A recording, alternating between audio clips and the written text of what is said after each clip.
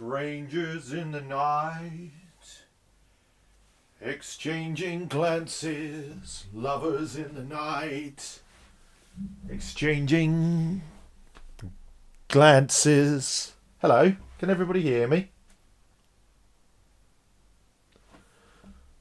How are we doing?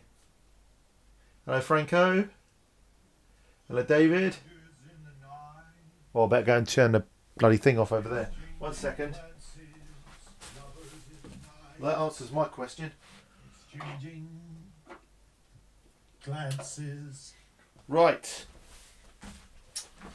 So, why are we here today? We are here today so that we can do an AMA and ask anyone anything. Yes, ask me anything. It's a Q&A, and I am going to prefer, as it were, my patrons, just really because they've made a nice little list of questions for me prior to the stream, which is always the best way to do this, actually, because otherwise what happens is you go live and then you sit around for 20 minutes while people think of questions. I hope you're okay. I've got a little laptop here. Please excuse the mess. I have done a little bit of decoration. Oh, look. LED lamp. Nice.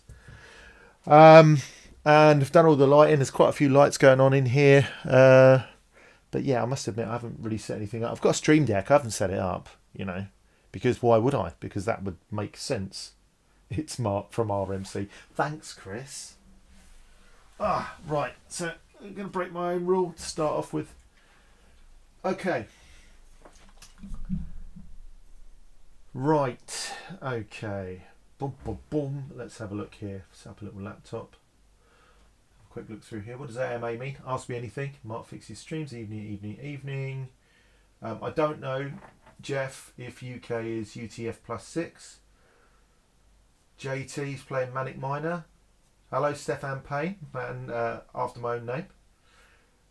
Is it going to work this time? Well, it worked last time. It's just I thought that when I pressed stream in OBS, it would come up in the pre-stream page in YouTube, because I'm not really used to streaming in YouTube.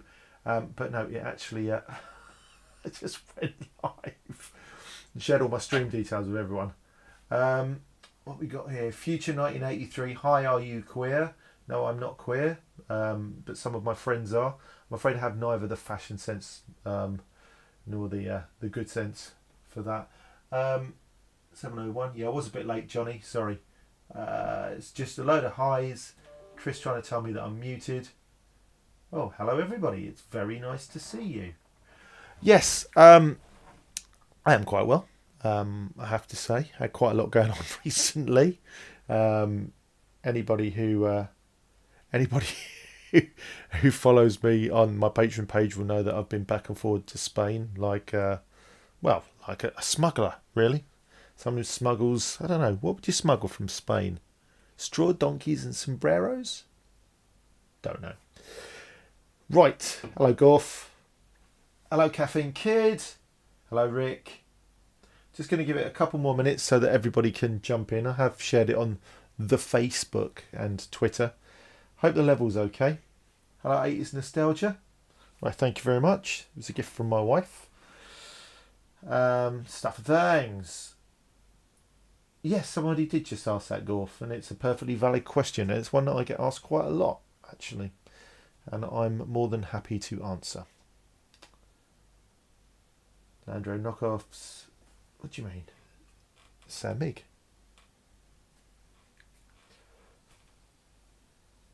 I'm in South Berkshire. Close. I'm actually in North Hampshire. So, yeah. I'm actually right on the border, so you're very, very close. Hello, Retro Claire. Hello. Oh, thank you for dropping in to say hello. Nice. Okay. Quick swig of the go juice. That is muy delicioso. Okay.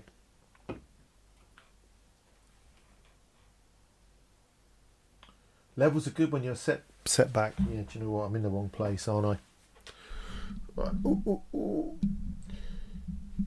You're meant to be streaming right now, Amiga for Mortals. Why are you not streaming? How's that? Can you see me? I've got a little monitor over there. Oh, so this is how we're set up at the moment. I've got. I'll just move that a bit.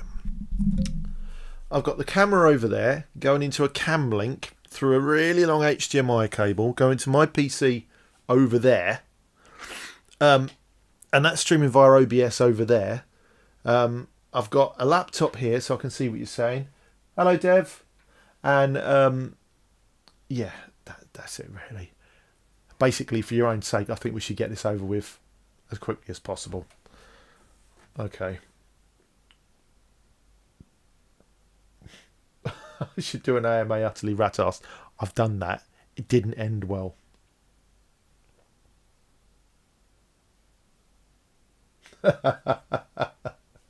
Right, shall we crack on with the patron questions?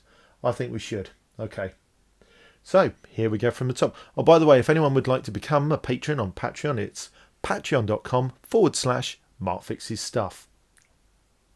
That's my video voice. Okay, here we go. Andrew S. has asked, has Mark ever managed to... Oh, has Mark ever not managed to fix stuff? Has Mark ever managed to fix stuff? Not often. Has Mark ever not managed to fix stuff? Yes, lots of times, actually, because sometimes you just can't fix things. They don't often make it into videos, but sometimes they will be videos because I've got far enough that I've filmed enough. But usually you find out pretty quickly if it's not going to be possible, and you sort of abort mission, as it were, because I'd rather spend my time getting something fixed than making a video about not fixing something. Notable things that I haven't managed to fix. RMC's Neo Geo Pocket had battery leakage and I got it working, but then I decided that I was going to replace the solid state capacitors and I killed it. It just died. I don't even know what happened. The scope wasn't making any sense. I think the battery leakage got into the board and me jiggering around with it just sort of killed it off. Yeah, the Amstrad that I found in a hedge, I got quite far with that actually. I got all the components off the board and then of course it got toasted. So yeah, that was a real shame. Okay, moving on. Mike Daly, or as I like to call him, Mr. Lemmings, the man who brought lemmings into the world and tortured us all with them. What dead machine would you most want to work on, and which would you least want to go near? So, dead machine would I most want to work on? Well, I've got one of my unicorns here, which is a Tattung Einstein, which a lovely patron actually got for me. And here's the thing, right? Simon Green, who was my patron for a long time on Patreon, moved house. And he moved house opposite where I used to live, which is round the corner from the house that caught fire. So he's actually practically my neighbour, and he's like a bloodhound on the local groups. And he went and found not one, but two Tattung Einsteins, TC01s. And he paid the princely sum of £40 for both. So he let me buy one of them for 20 quid. That's right, a Tattung Einstein for £20. That's my unicorn. So what dead machine do you most want to work on? Tattung Einstein, and I'm going to. It's here. And which would you least want to go near? There's two machines I don't like working on. One of them is Nintendo DS because it's too fiddly. I can't do anything with it. And the second one, let me just move this mic forward a bit. And the second one, which is a right pain, and Lurch actually did a video on one of these, Mr. Lurch, is the Vectrex. They're a right bugger to take apart because all the wires are soldered. Other than that, yeah, it's not a lot that I won't approach really. Let me know if my levels are okay. Are my levels okay? He spilled his milkshake on it. I did not spill any milkshake on it, Neil, at all. Right. Yeah, so Nintendo DS, pain in the ass, and Vectrex, pain to take apart. Peter, known to me as Melair. Fluff question. What's your top biscuit choice? I would say chocolate hobnobs, but I've discovered that the Aldi version, which I think are called Oaties, are actually a bit nicer and actually quite a lot worse for you. So that's the answer to that one. And retro question. Are there any mods you've done to a retro console that you didn't like after the fact? Yes. I took a rather scuffed up and not in the greatest condition Master System 2, and I added composite output to it and also the left and right audio jacks. But after I'd done it, I had this massive wave of regret that I'd drilled holes, even in this fairly scabby case, to be honest. And I wished that I hadn't done it. And then that's just burned now anyway, so at the end of the day it didn't matter. But I sort of made a pledge to myself after that I wouldn't ever drill into another original console. So with that in mind, I've been making little things like on the 3D printer, little things that can clip somewhere on a console with a hole for the RCA jacks. And it's something I'm working on, and I'm working on one for the Intellivision, which will come up in a video very, very soon. Thank you, Ryan. It's very kind of you. He's just a simple country hyper chicken. Yes. I won't say that Ryan talks nonsense because he's typing it and that would be incorrect. But yeah, thank you, Ryan. That's very, very kind of you. Right, okay. I think I answered that one. Did I answer that one? I answered that one. Yeah. I'll tell you what I'm not keen on as well, and I didn't do, was for the Atari Lynx. No, sorry, the Sega Game Gear. With the Muckwheel mod, there's an option to put a VGA output on the bottom of the console, and I just didn't even do that because I thought it was a completely terrible idea. Yeah. Dave's played with my Vectrex. It is a brilliant machine. I'm glad to say it looks like the multicart is broken and not the console, because multicarts are plentiful and consoles are not. Right, moving on. Dinty's Hideaway. Hello, Dinty. Can you explain why some monitors can display from almost any computer and others can't? I have a Tandy 2000 that I'd like to find a monitor for, and I've tried several and none of them seem to work with it. Was it that much more expensive to make a display that can essentially display anything? Well, you've kind of answered your own question there, because yes, it was actually really expensive to make multi-sync monitors, because any time that you want to add a type of synchronization into a monitor, you need a whole bit of circuitry to take care of that. So multi-sync monitors are more expensive and hence much harder to get hold of because they weren't as common. And as the market standardized, what you found was if they wanted to sell a boatload of monitors, they weren't going to add that into essentially machines that wouldn't be used for those frequencies. So yeah, you're actually right. Let me see if I can take this off or something. Right. Make this sound a bit better maybe. Oh, I know I should have done this before the stream. Why didn't you make me do this before the stream, viewers? What's wrong with you? Right, can you see my beautiful face? Am I looking lovely? Right, okay.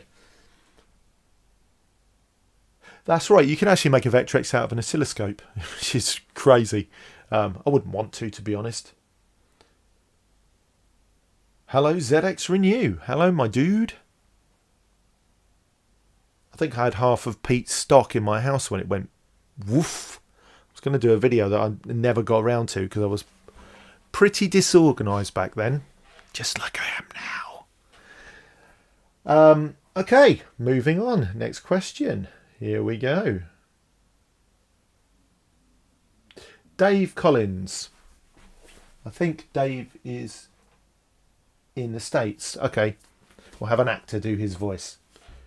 Loading by tape seemed to be more popular in the UK, but we still did it over here in the States, especially on the VIC-20 in households where parents could not afford the expensive costs of a disk drive. My question is, what's your best I left my computer to let it load and completely forgot about its story. If not, what's your favorite game that you had on tape? Mine is Gauntlet for the Atari 8-bit line. So, let's see. I don't think I've ever left something on to load and forgotten about it. I have heard stories of people putting things on to load on the Commodore 64 and then forgetting and going off for the tea, and then like just basically jumping out their skin when the music starts 27 years later. Favourite game on tape?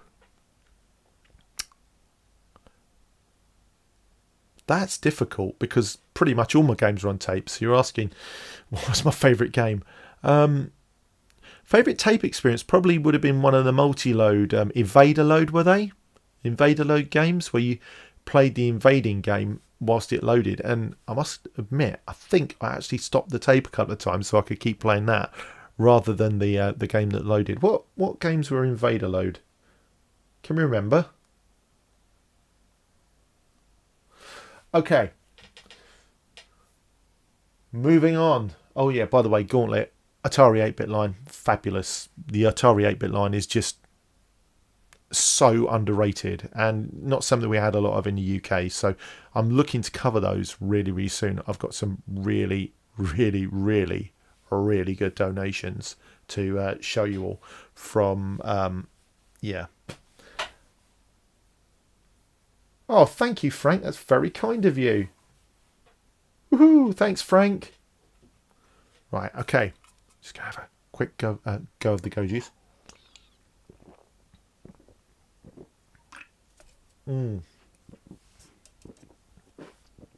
St. Michael. Greg O'Connell asks, when do you get to record your videos? Do you manage to do bits throughout the day, or is it a case of sneaking downstairs during the night and hoping your wife doesn't catch a whiff of solder in the air? Well, actually, my wife's really supportive of Mark Fix's stuff. Yeah, I mean, I'm sat in a dining room right now, so how much more supportive can you get? I did have my own section of the house that burned down where the fire started, and I don't think I'm going to be allowed to forget that. But no, I don't have to sneak around. When do I get to record my videos? In between the day job. Neil will tell you that it's a bit weird because when I'm working on things with Neil from RMC, The Cave, he works very much a sort of 9 to 5 day. So he'll be up and messaging me at 6 a.m. and I'll sort of get up about 11 a.m. on my day off, have a bit of breakfast, and I'll probably be working till 2, 3 a.m. So I think we cover the entire retro world in our shifts. But yeah, I stick it in when I can. Don't. I know what I just said then. I fit it around my family and my work life, but I am actually hoping with the appropriate support from you lovely people to go full time, which would mean more content and less stress and a big glow on my beautiful face. So yeah, just when I can, really. IOI Paul, or is that 101? I think it's IOI. Paul says, I like the Patreon poll to choose your next video. Also, people who aren't on Patreon, what I've been doing the last couple of videos is I've been saying, okay, here's some things I've got and I can make videos on. What would you like to choose for me to do my next video on? And I think the first one was we rescued the American 3DO. Oh, thank you, Dave. I'm not even going to read that out, Dave, because you might be watching. I'll explain that in a moment. You still get those messages. Yeah, so basically my patrons vote on what videos are coming up next. So I intend to do that most of the time, because the question is that going to keep happening, or is it going to be a case of me choosing one, patrons choose one, etc., etc. But yeah, it's going to be patrons mainly, ongoing. However, there will be times when I'll need to put a video in because I've got a commitment to someone or someone sent me something. I've got a really weird one coming up, guys, really soon, like a 5-minute review of a phone, because someone sent me a phone and I thought, I'll have that for somebody who I know needs a phone and hasn't got any money, because it's getting tough out there. So I thought I'd review that and give it to her. The patron votes are going to be an ongoing feature, and it's going to be more for the big projects rather than the small bits that I fit in. Right, yeah, so let's see. I'll read this out, seeing as Velociraptor Dave has actually paid to put it up. Smart meters. Do you regret getting them? And this is a bit of an in-joke that we've got here, because when my house burned down, I posted about it on YouTube, and it was basically, oh my God, it's all over. I can't continue. And history shows that, people were really kind, and I've ploughed loads of that money back into making the house more suitable for filming as well. But I did have one chap who commented on every single video multiple times that the reason that my house had burned down was because I had a smart meter. And I think I told him 6-7 times that I didn't have a smart meter. And then the next video, he just keeps coming back with smart meter, smart meter, smart meter. So, every time Dave gets the opportunity, he mentions my smart meter that I never had. Okay.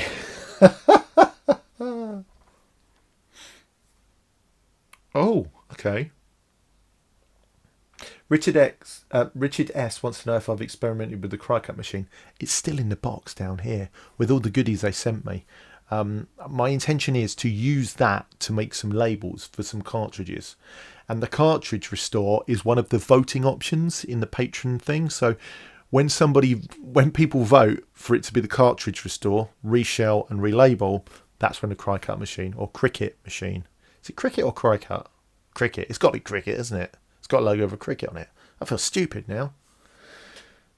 Okay, next.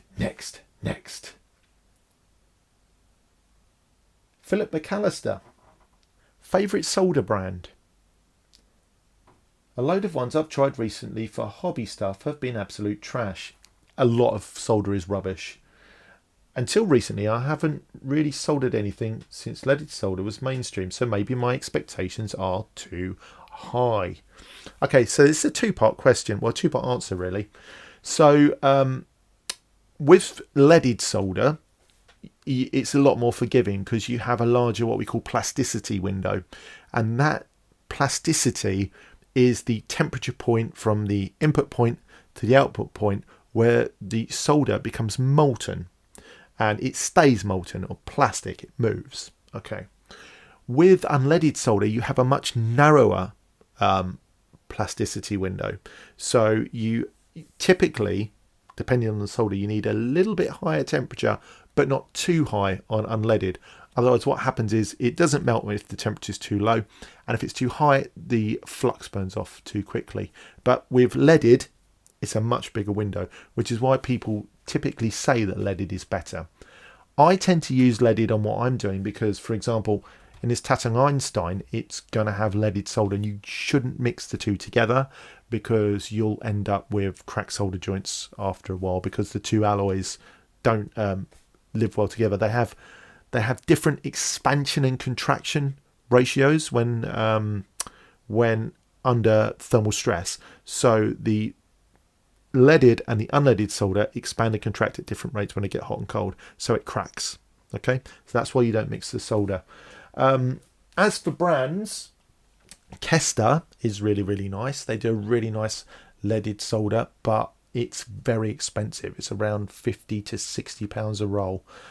I did have a really big new roll of that, which of course melted, but my second go-to choice is actually here, and it is, I'll read it out to you, Duratool rosin core solder wire, and it's 60% silver nickel, I think. No, 60% tin and 40%. Oh, it's a 60-40. It's just standard leaded solder. So SN60 PB plumb 40, and the part number, if you want to get this, is D03347. That's D03347. This stuff is really, really good. And you can get a roll of this for about £14. I use it all the time. When I use cheaper stuff that I've perhaps got off of AliExpress, it's not so good. So, yeah, recommend that. It's a good budget option. In fact, at that point, I wouldn't be buying the Kester unless I was doing something, a big project in it. It would pay itself back in ease stakes. I saw that, Mad Pete. Oh, thank you so much. Thank you, Retro Robbins. That's really kind of you, mate. Thank you. Oof. Right. Oh, God, this is a big one. James Langridge, hello James, said, what's the history behind MFS? Were you working in the world of electronics prior to YouTube? I love a good backstory. Okay, so what I did before Mark Fix's stuff, it's a long and varied list. I'll start the interesting bit. Okay, so I used to work for Royal Mail on their IT help desk in the south, in a place called Farnborough, which is famous for the air show. That was interesting. Then I got laid off, so I went and worked in a town called Frimley at Johnson's Wax, which you know, Johnson's Wax, a family company. They make all these air fresheners and things. And I did 12-hour shifts packing air fresheners into boxes. Now, there's jelly ones in the white things that wibble wobble inside. Those 12 hours a day. It was disgusting. I mean, it smelled so bad. But I did that because I needed money to feed the kids. After that, I got a job with Epson, who you probably know for printers, projectors, old dot matrix printers, all that. And I was the technical engineering specialist for the EMEA region, which is EMEA, which means Europe, Middle East and Africa. So for about 10, 11 years, I flew around the world repairing machines and showing engineers how to repair machines. Then I moved sort of sideways into the photography side and did photography workshops, printing workshops, scanning workshops, all that sort of stuff. After that, redundancy, because my job moved to France and I didn't want to. Not anything against France, it's just it wasn't in the nicest place in France. It was Paris, in a place called Créteil, which is basically a big grey abandoned industrial area. So I didn't really want to move there. So I became a professional photographer for a couple of years, and I did weddings and portraits and made a fairly good living, but it was standing up quite a lot, and I'm essentially a very lazy person. So I stopped that, and after that my wife started an events company and I helped her with that, and then I started doing Mark Fix's stuff, and I would say I've never looked back, but I just did, so that would be a lie. And that's where we are. But I've always been the kid who took the radio alarm clock to pieces and probably never put it back together. I remember having my first computer and hooking an old speaker to it to make it louder and stupid things like that.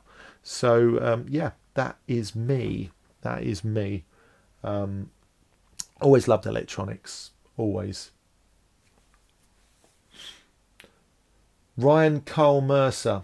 Okay, here we go. This is going to be some bonkers whack-a-mamie stuff. Right, here we go. Why the hell did Chevrolet make this stupid HVAC blend door What? Why the hell did Chevrolet make this stupid HVAC blend door actuator so hard to get to the stupid bolts? I'm legitimately going to have to take the entire dashboard off to get a socket onto the two bolts because they couldn't be asked to move it 25 millimeters. What? I think the answer that you seek, Ryan, is in the stars. Either that, it was just some sort of like monologue that you were going through at the time. But I don't know. I'm always happy to say I don't know. If I don't have the answer, I'd much rather say I don't know than make something up. Like, can you like melt a biro and stick it on or something? I don't know. King Lear's Kingus Lear's. I thought that was King Lear is us, are us. King Lear's are us. I thought, well, okay. It's like a Shakespearean toy store. If you could only take one console with 2 games with you on a long trip, and you could only choose between a Vega Plus with Scuba Dive and the Fall Guy. Oh, at least it wasn't Squidge. Between a Vega Plus with Scuba Dive and the Fall Guy, or a Game.com with Resident Evil and Jurassic Park, which one would you pick and why? Easy. I'd pick the Game.com because at least that's a real handheld, even though it's not a great one. Least said about that bloody mess, the better, I reckon. Ben Rattigan, what's your favourite brand of shampoo? Head and Shoulders 2-in-1. Thank you for asking. Also, what was your first ever job, excluding paper rounds? My first ever job out of school, I worked in a paper shop. And I basically worked behind the counter serving people. And I was little and I served people cigarettes. And in the end, I got fired for stealing, believe it or not, because money was going missing out of the till. So I got fired for stealing money out of the till. I didn't steal the money out of the till, I hasten to add. And some 3 weeks later, after I'd been shown the door for being a thieving little tyke, the lady who owned the paper shop realised that money was still going missing out of the till. And it was the girl who was a couple of years older than me, who's had a mouth that butter wouldn't melt in, was actually stealing from the till. And she came to me and said, would I like my job back? And I said, no, thank you very bloody much. Okay.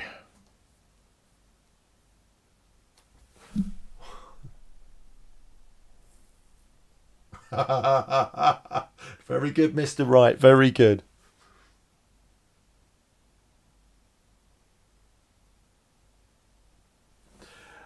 No, Retro Claire, the Kester isn't worth the additional cost unless you're doing lots and lots and lots of soldering. Then it is easier over time. But yeah. Okay. Quick swig of the Go Juice.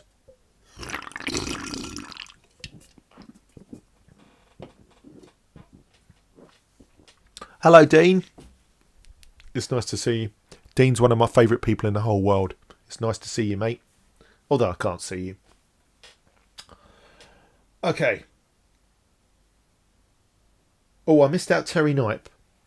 Someone invents time travel. What piece of modern day tech would you take back to amaze your 12-year-old self?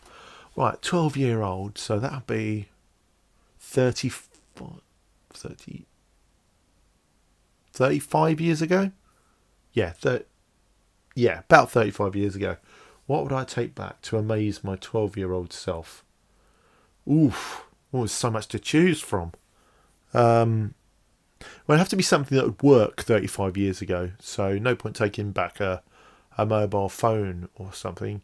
I tell you what would be great, even though I hate the bloody things, an electric scooter. You could take that back, it'd charge up, and the Li-ion battery technology, you could sell that and you'd be a millionaire when you got back to the present day. Billionaire, probably. And batteries would be so much better because they're based on that tech. Not all right. I give up. Okay. So we've done Ben. Hello, by the way, Ben. It's absolutely gorgeous of you to send me a question. Tasfay Dodge. It sounds Scottish. Should I be Tasfay Dodge?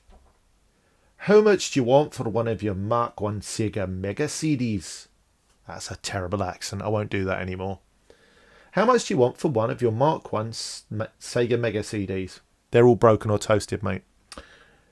What was the first console that you worked on, and what did you do or try to do? First console I worked on? I can't even remember.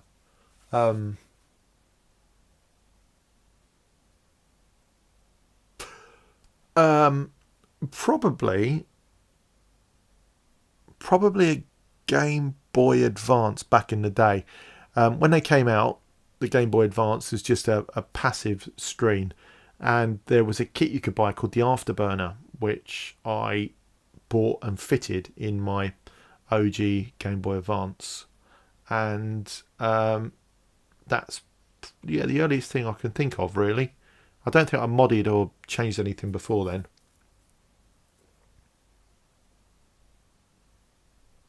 Right, what we got here? Mr. Lurch. I think it's 4:30 in the morning or something in Lurchland, so I doubt he's here. What's the latest on the house? Latest on the house is we have the structure of walls up. We're getting this stuff sprayed all over the existing woodwork that stops the smell of smoke. It'd probably be easier if I just went and filmed it and stuck it up on the channel, to be honest. But some progress. It's going okay. Excuse me. Oh, I did chip PS1s. Yes, I did. Not quite the car boot. People came to me. That's bad, isn't it? Good Lord, yeah. Mr. Lurch also wants to know, when do we get to see a Sega Master System on the channel? Pretty soon, actually. Pretty soon. I'm not going to say much more than that, but I have got some mods for a Master System, which I am intending to do. Neil from RMC says, have you ever driven past a Greggs without stopping? Yes, Neil, I have. But the reason is because we have two in my town and the parking's much easier at the further one. So I always go to that one. Can't help it. He's always calls me fat. He bullies me, you know. Bullies me. As soon as I get into the cave, he just starts bullying me. Control-Alt-Rees says, how many bears could Bear Grylls grill if Bear Grylls could grill bears? Don't know. 4. But I think the biggest question here is, who calls their child Bear and who has the surname Grylls and calls their child Bear? Have you ever met anyone called Grylls? Surname Grylls? I think he's made it up to make himself seem hard. Anders Jensen added to that, or maybe beers. You can't grill beers. I've tried. They just run out of the can. Serge Caron says, what would be the best mods for a TI-99 computer and where to get it? Actually don't know, Serge. I'm really sorry. It's not a computer I have or a computer I've had. But I do remember about 10, 12 years ago, you could not give away a TI-99A for love nor money, and they were selling for £8 or £9 each on the Facebook groups, and you're not going to get them for that now. You'd be best off for the TI-99 mods looking at Vectrex Rolly's channel, because he really enjoys that machine, and I've watched quite a few of his videos on that. Anders Jensen asks, have you worked on any 80s computers from other parts of the world other than the standard US and European ones?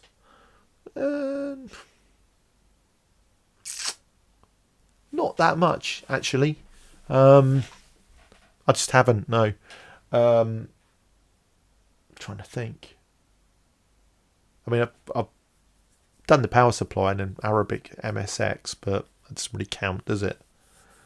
And number 2, would you be interested in maybe getting your Mark Fix's mitts on some obscure Swedish micros to sort out? Ooh, now, 2 things here. Last time I checked, Sweden was in Europe. So if that's part of the question, have they jettisoned Sweden into space? But yeah, always after any obscure micros. Obscure micros are great. In fact, the more obscure, the better. I quite like a lot of the MSX stuff for that reason, that you only really saw it in the European mainland. Okay, moving on. I didn't work on the Indian one, actually. What is it? Velociraptor Dave said you worked on the Indian spectrum, the decibel spectrum. I didn't, because Neil got that and he sent me some pictures and said, oh, we should do a video on this. I was like, yay, here's the things that we need to check out. And I sent that over and Neil looked at that, checked it out and fixed it almost immediately. So he saved me a bunch of petrol and he made that video all by himself.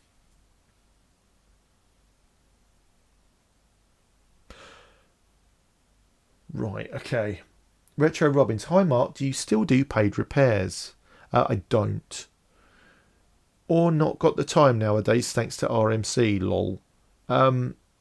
It's not so much the RMC thing, it's because paid repairs often don't make great videos and it's the same thing over and over again, you know, so I don't want to do 15 like 3DOs in a row, which is what happens really. And it's not really an effective use of my time. If anybody does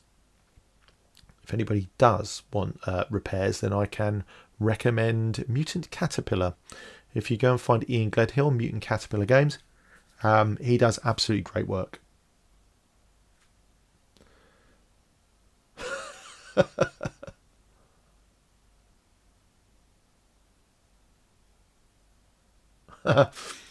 Psycho Fox says, hi Mark, love your videos. I've been watching ever since Retro Gamer VX shouted you out years ago. It was years ago as well. Yeah, Mr. Twig. I haven't spoken to him for ages. I hope he's doing okay. Right, okay, back to the Patreon questions. Okay. Steve Jukes. For somebody thinking about giving it a go and trying to fix some retro computers, do you have any advice on the best makes of soldering gear to start out with? What other bits of equipment are a must? So there's two things that you must have. You, in my opinion, you must have a temperature controlled soldering iron. Now, that's not the same as having a temperature dial.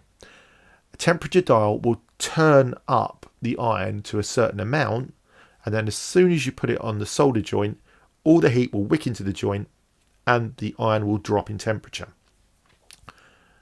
A temperature controlled iron is one where you take it, you set it to a temperature, you pop it on a solder joint, and as the iron wicks out, it then controls the temperature by applying more power to keep it at the correct temperature.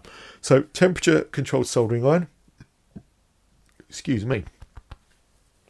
temperature controlled soldering iron, some decent flux, the stuff that I showed you earlier will do fine. Duratool stuff, and yeah, I mean, just don't get the soldering iron that looks like a dirty great big flat-ended screwdriver and expect great results, because it's not going to happen. And I'm going to palm you off on one of the videos I've done, which is my top 10 tools, which has quite a lot of things to get you started. Some expensive and some not so expensive, but definitely all things that I find useful.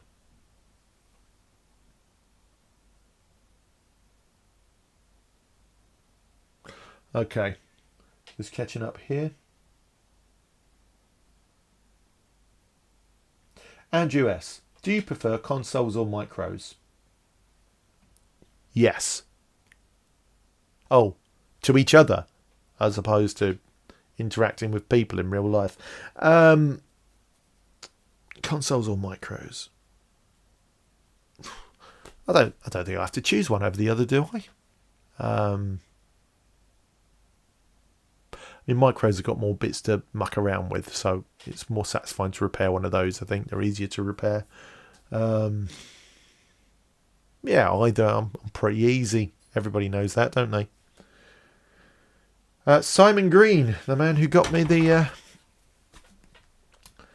What's been your biggest repair fail?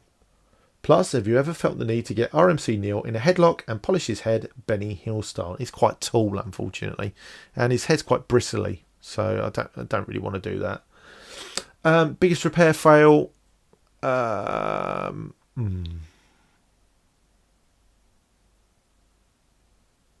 Difficult to say.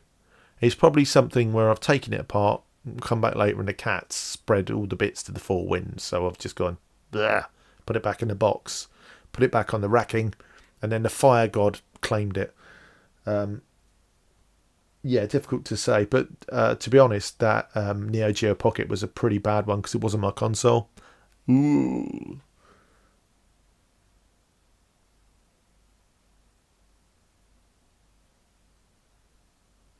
Right, okay. I'm just looking at the chat and the Patreon questions. I'll scroll back through and I'll see if I can pick some questions up. Kieran Masterton, like, we haven't got many of these left. I think we've got 3 of these left now. Kieran Masterton asks, I've recently had a lot of fun revisiting the Atari Lynx and recalling how much I loved that console as a kid. I'd like to ask if you had a handheld as a kid and if you've got a favourite now. I actually went on the 237 bus from my home in Feltham, Middlesex, to Hounslow to get myself a Game Boy when it came out. And I got a Game Boy with Tetris and Super Mario World. I can't remember what it was called, but the first Mario World on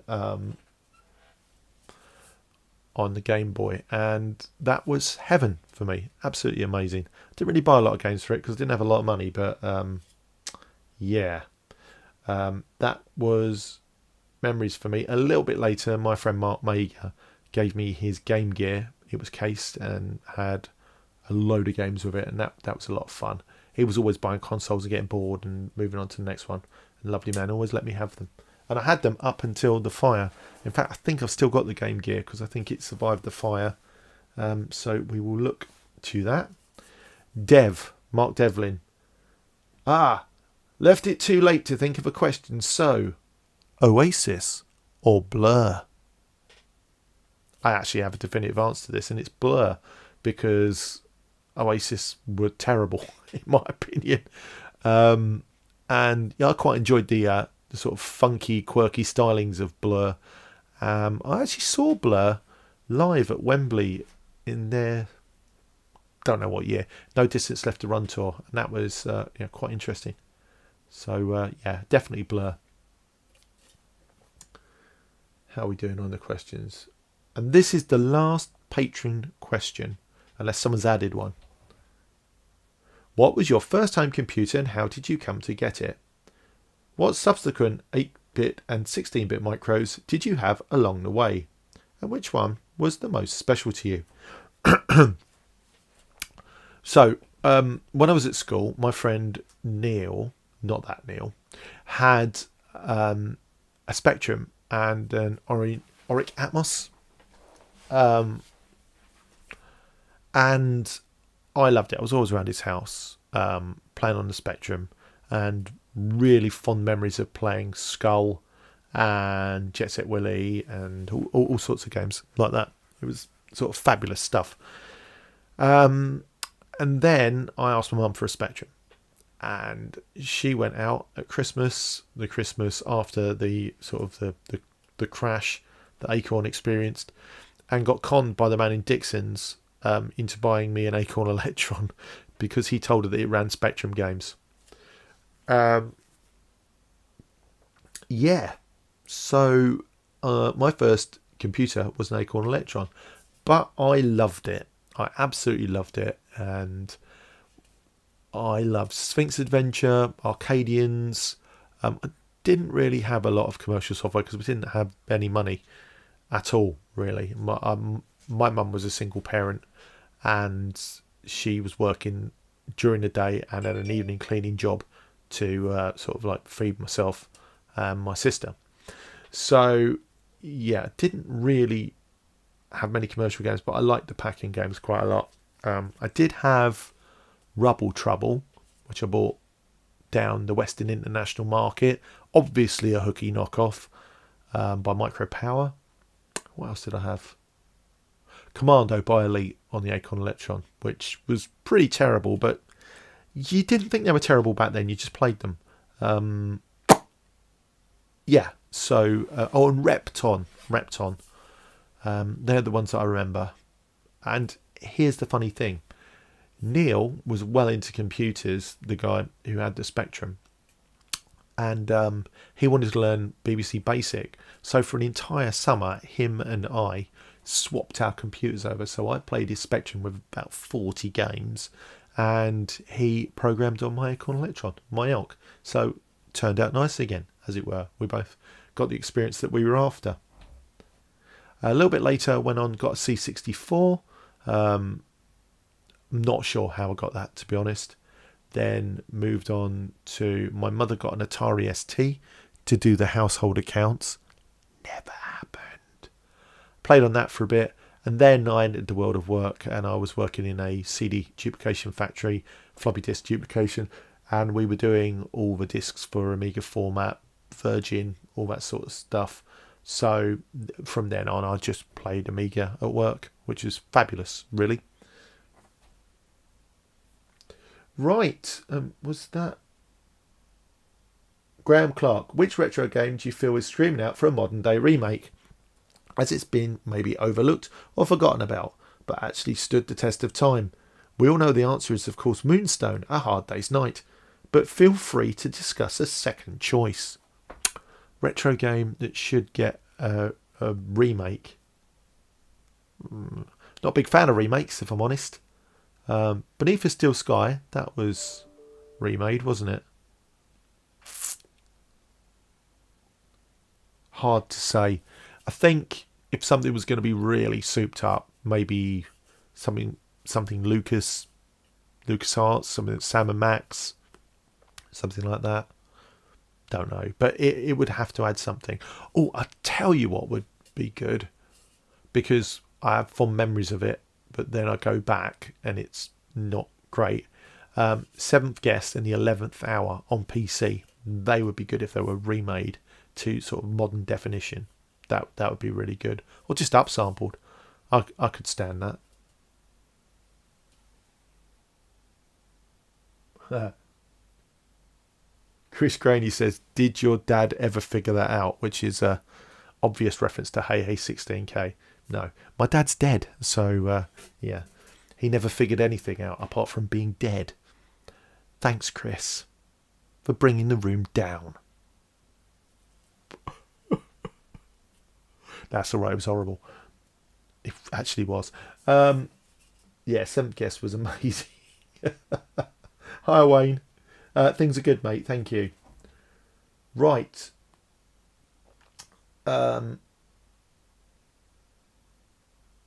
Yeah, so I think that we've covered all of the Patreon questions. Now, I know some of you have been asking questions in the chat, but it's about 15 years long. So you can ask the questions again. Ask them now. I'll look in the chat. I think we'll just have a little chat. What do you think? Let me see what we've got here.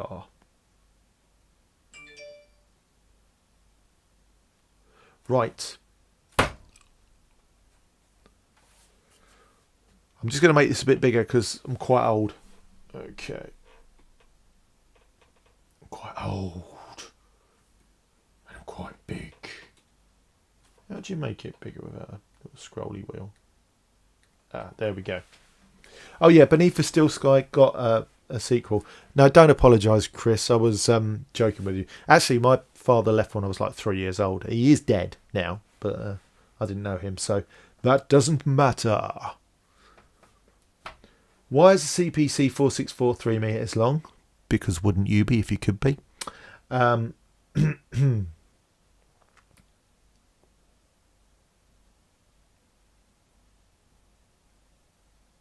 You didn't hear your Patreon question being asked. Let me just double check that, Dave. I think I read yours out, mate.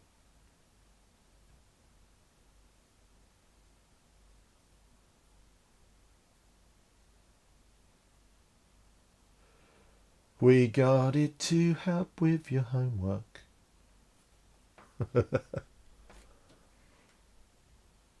Why do they? 28 of 29.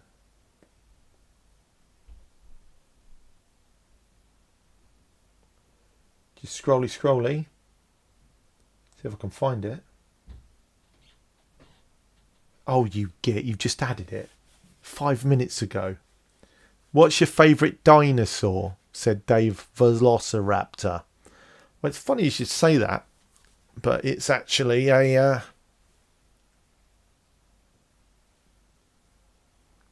Pteranodon. No, you could be my favourite dinosaur, Dave. It's all right, Mr. Velociraptor. Right, let's see. Long.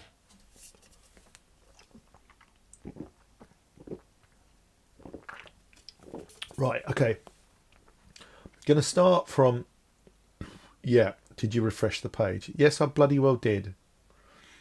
Okay. Richard Elmo would like to know, what's your favourite colour pants? Black. Doesn't show the stains up. Ian Goff's put a new question in Patreon. Is it Patreon or Patreon? I don't know.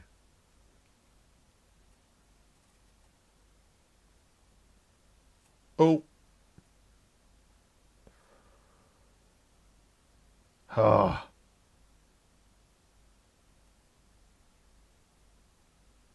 Oh dear. Douglas Titchmarsh posted this in chat before I could ask it. When it comes to double entendres, fanar, in your videos, is it hard getting them all in? Well, actually, the double entendres are actually accidental, but there's this thing which they call a Rorschach test. And if you take like some ink, put it on a bit of paper, fold it over and open it up, you get a random pattern.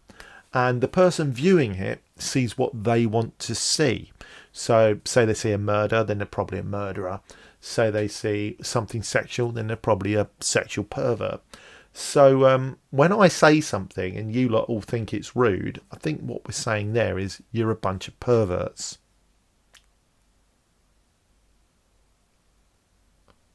Did I get away with that? Yeah, all right. No, delete everything and shred it. Okay. No more questions on the Patreon page, please. Thank you. Put them in the chat. Right, let's see what we've got. Okay. Whopper or Big Tasty? Whopper, all the time. Do the cats chew the wires? No, they don't. Sorry, that was Original Moss. Whopper or Big Tasty. Mark Smith, do the cats chew the wires? They do not. Killbot, kill. Do you think Everdrives take the fun out of retro game collecting? No, because people can still collect retro games even though Everdrives exist. What I do think they can take the fun out of is when you've got an SD card in a cartridge and you've got every game ever, you don't want to play them. Because in the words of Gary from Men Behaving Badly, when there's always biscuits in the tin, where's the fun in biscuits? You get an embarrassment of riches. It really is like, I've got everything to play and I don't want to play anything. Whereas back in the day, you had 1 or 2 games, so you made the most of it. I think when you've got too much choice, then the choice is none. So, yeah, bit of a different answer to what you were asking. Virtual Boy, do you bother much with modern games, Mark, or do you stick to the retro stuff? Well, I've got this thing, Nintendo Switch.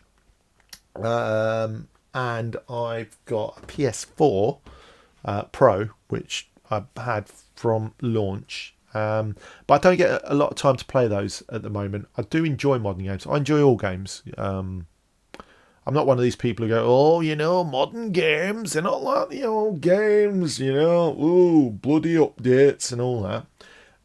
I literally just enjoy what I enjoy. I recently bought on Steam Mortal Kombat 11 Ultimate because it just looked ridiculously gory, and I've got a little controller on my computer and I play that and it's so stupid, it's brilliant. So I take fun where I can find it, really. I'm really not tribal or partisan about it.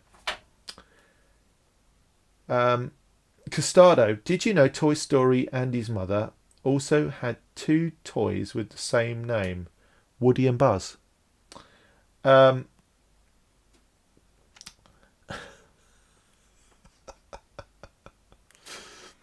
dear. Velociraptor, question. Do you regret getting spark meters? I do, Dave, yes. regret not getting smart ears. John, or in Westgate, favourite bit of new test equipment or wish list? I really like this oscilloscope that I had. It's really handy. I've been in my downtime working through a pile of Game Gears. I've got about 9 of them, and they've all got video issues, so I've been checking their video outputs, and this thing makes it a breeze, honestly. Back in the 90s, I was working on an analog oscilloscope, and you'd have to find the signal and then set it up on the scale and all sorts of things. But honestly, it's so easy, it almost feels like cheating. Okay.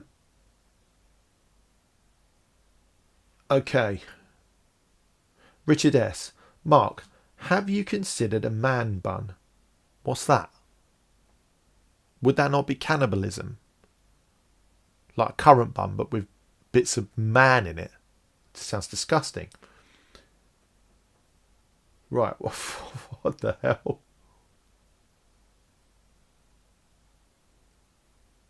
What is going on here?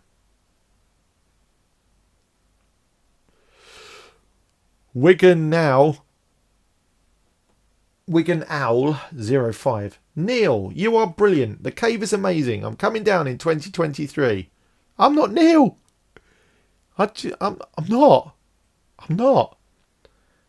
People always think that I'm other people in retro. I'm not. I get accused of being all sorts.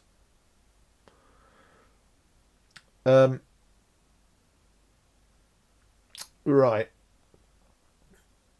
Yay, awesome wig.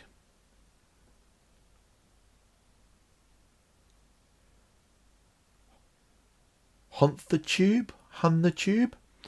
Are you working out of a spare room in a temporary house for now? Yes, I am. I'm working at the dining room. Although this isn't a dining room table. This is an old table that I picked up on Facebook Marketplace because I know me. I know this is going to get wrecked. I've screwed things to the underside of it as well. Sockets and all sorts of things. Until I can get back into my house. However, my family are not going to be coming with me.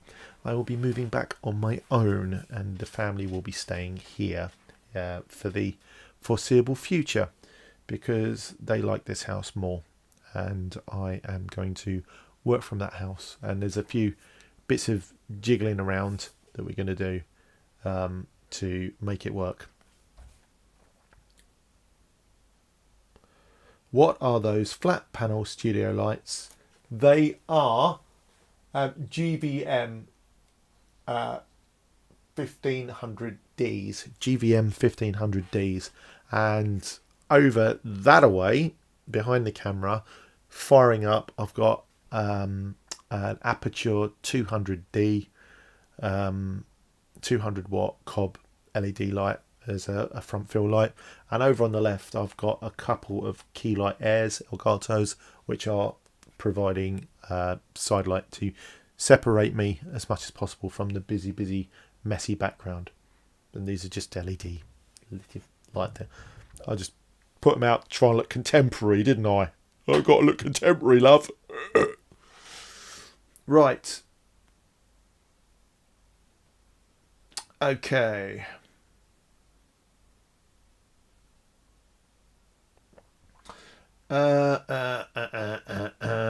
Is that oscilloscope the same Handtech model Adrian from Digital Basement reviewed recently? How do you like it? Thinking of getting another one. This is a DSO 5202P, so probably is the same. It's quite a common model. Most people have got the 5102P, but this is the 200 megahertz version, and was actually given to me as a donation, which was really lovely, of a gentleman called Ryu, a Japanese guy, and I am eternally grateful because I would not have bought one that is as good as this, so it's really nice. Have any drinking games happened in the cave? The only drinking game that's ever happened in the cave was when Neil had loads of these cave dweller beers that he saw and bought them, and he let me have one. So the drinking game involved me trying to swap the empty bottle for a new one and open it up without him looking, because he wanted to keep them all because he's a bit of a hoarder. We're all hoarders though, aren't we? I added the duh on the end of that to make it family friendly. But yeah, Neil's a hoarder. I wonder if he'll bite in the chat. Okay, Amstrad or C64? C64 back in the day, but Amstrad now, out of those two. Retro Robbins. IOI says Stegosaurus, obviously his favourite dinosaur. Hello, Man Cave Hobbies. Are Terry and Dave having another day off? Yes, they are, Franco. Mark Wright said, why did Neil's guest on today's video appear to have a feather attached to the right side of his head for the entire piece? Just a coward. Didn't want to go to Retro War.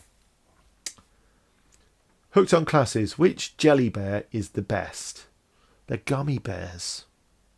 I could not choose between Terry and Dave, but I prefer them both to Simon, who is a naughty bear.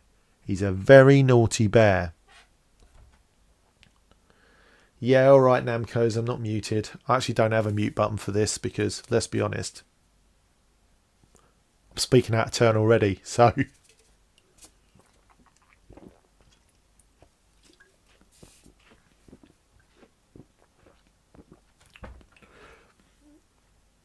Namta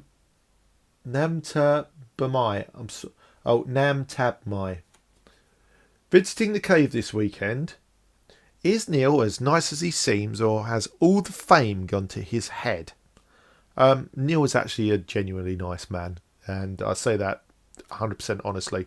He is a nice man who has a passion for what he's doing, and everything that he puts into the cave, he puts there for a reason. So I've been to lots of retro exhibitions and museums, and they either don't know what they're doing, or it's somebody's hoarded a load of old junk and a bit of dodgy net curtain, and they think they've got a museum. But the place tells a story, and I can't congratulate him highly enough on what he's achieved. It really is amazing. The only thing he's done wrong is he didn't get a place that was 4 times the size at the beginning. But who knew? It's a fabulous experience, and you'll enjoy meeting Neil.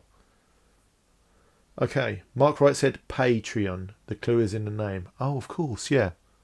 Well, if anyone wants to pay me to make some videos, then come to Patreon/Mark Fixes Stuff. My patrons actually get to vote on my videos as they're upcoming, and they get early access to my videos, which are ad-free. So you don't have to sit through that bloody "Is HelloFresh worth the price?" or "Come on, Peloton, you've all got..." As if people sitting watching YouTube want an exercise bike. Come on! They're on YouTube. They're obviously wasters like me. Okay. Audi or Lidl? Audi or Lidl? Difficult. Audi for the puddings and the biscuits. Lidl for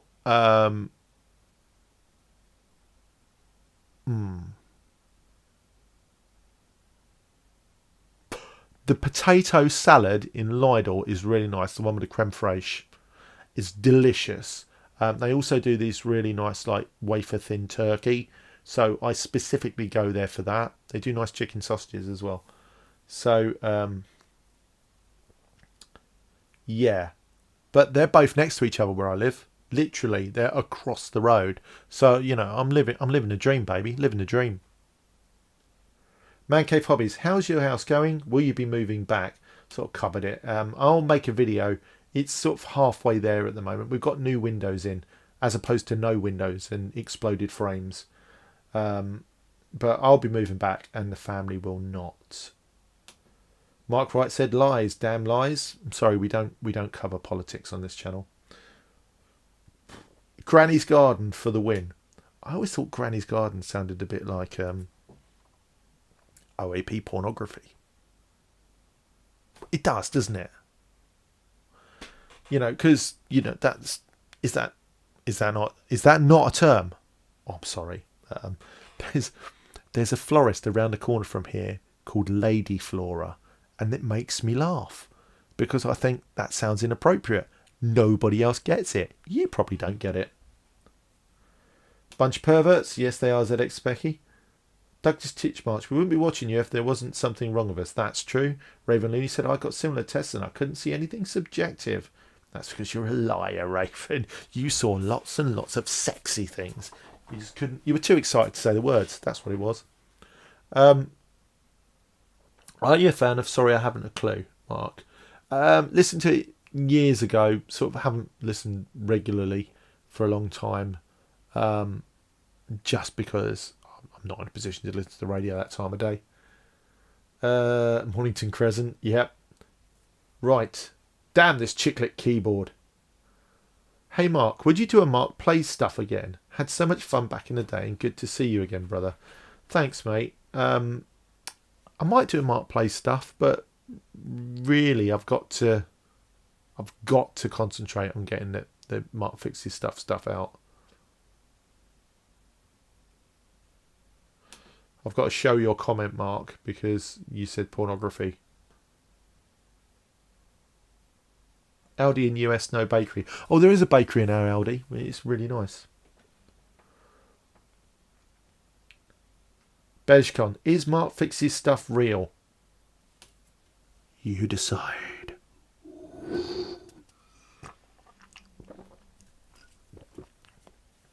Dave, why do you live so far away? Well, Dave, why do you live so far away? I mean, I'm here. I'm here now. It's you who's far away. Marmite or Vegemite? Marmite. Yeah.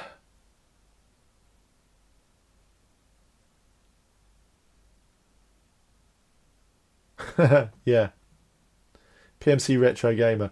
Good to see you're a fan of Men Behaving Badly. Your quote from earlier on. I learned all I needed from life from those lads. Do you know what? I absolutely loved that. And I was heartbroken when Dorothy cheated on Carrie. It's bad, isn't it? But, yeah, they can't make comedy like that anymore because it's just not allowed. And I'm not saying, oh, the world's gone super woke. It just doesn't get made because it's too risky. That's why they just make cheap nonsense these days. But that was brilliant. Apart from the first season. First season of Men Behaving Badly with Harry Enfield was pretty crap, to be honest. But, yeah, chemistry of Gary and Tony was amazing. Yeah. Plums up. Right, the only Amstrad I ever had was a PC 1512. It was rubbish. Yeah, they were pretty boring. Milk-backed bears, yes or no? No. Douglas Titchmarch, fish or chicken? That's pretty much the only meats I will eat are fish and chicken. So I'm not going to choose between them because I'll be halving my menu choices. Hooked on Classics. I'm going to mod my Dreamcast soon. You should do that. Could you do more videos on the Harlequin boards? Oh, I haven't done any videos on Harlequins actually, although I do have a Harlequin kit here somewhere. I think that Retro Robbins sent me and I found in the ashes of the fire. Is that right, Retro Robbins? Did you send me a Harlequin 128? I can't remember.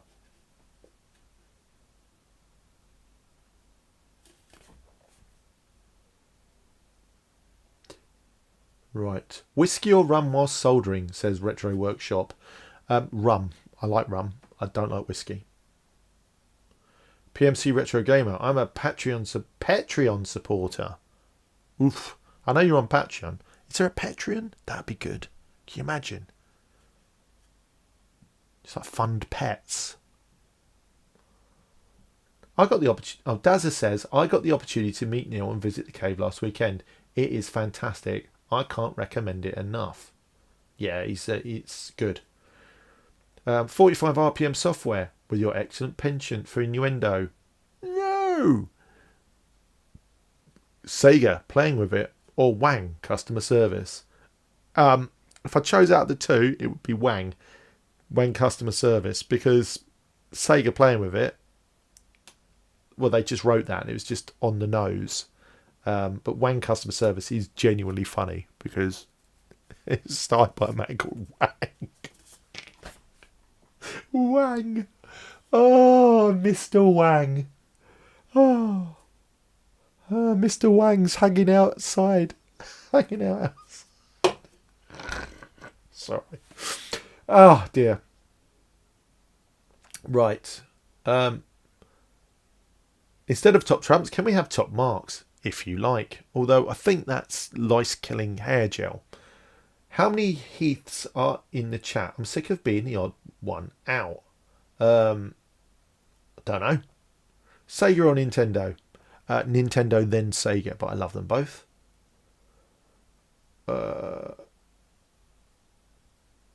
Yeah, Matthew Haig said they make Mrs. Brown's Boys instead. I think two of the worst comedy things, in my opinion, are Mrs. Brown's Boys and that bloody awful Miranda thing, which was CBeebies for adults. It was awful. Oh, I've fallen over a stool. Oh, I'm such a klutz. Which was really annoying. But she was great in Call the Midwife, and she was brilliant in Not Going Out as the maid. It's just, I can't bear that sort of comedy. I've got to have a little bit of, a little bit of undertone. Retro Robin said, yes, it was me, and he did send me a Harlequin 128, which I am going to build because I found it in the cardboard box and I've cleaned the boards up. Velociraptor, is there any chance of your cats appearing on this stream tonight?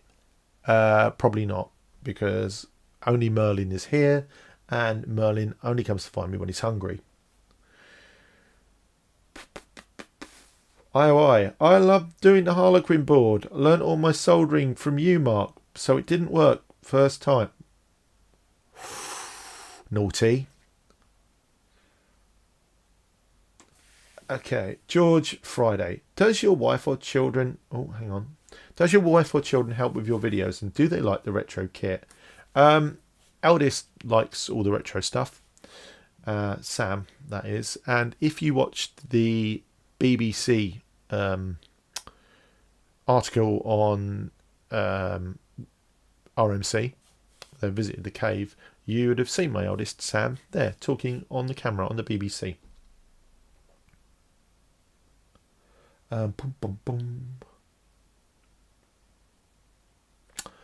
Wife likes games but doesn't really play them much because we're very, very busy. Matthew Haig said, did the cat survive the fire? Notice cat flaps. Yes, all the cats survive the fire. A cat will escape a house when it's on fire without waking you up, because that's just cats. Yeah, 45 RPM software. The more you play with it, the harder it gets. Versus Wang cares. I get where you wang out. Right, so people are talking to each other now. That's number Wang. Revolve the board.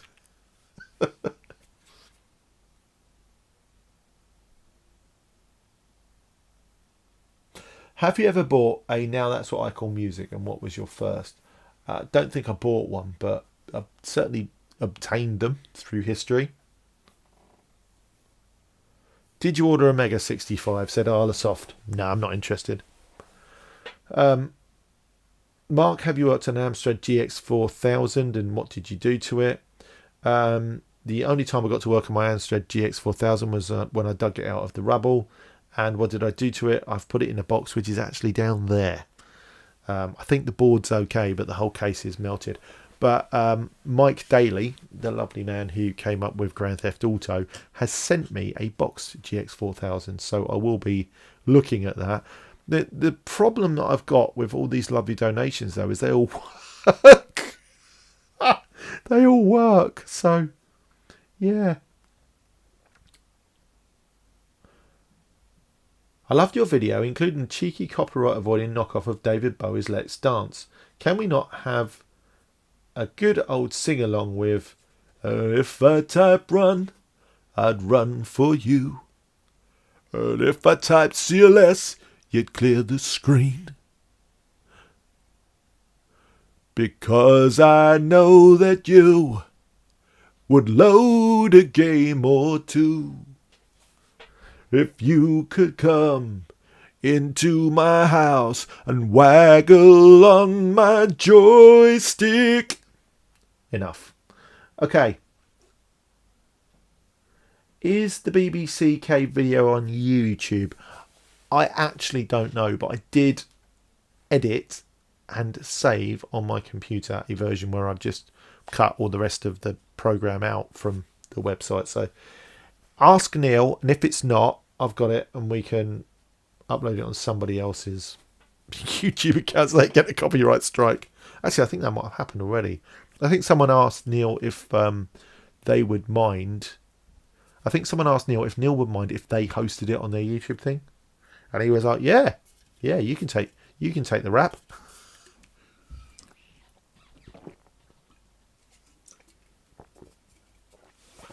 Right, how are we doing for time? Oh, it's cracking on a bit. Right, here we go.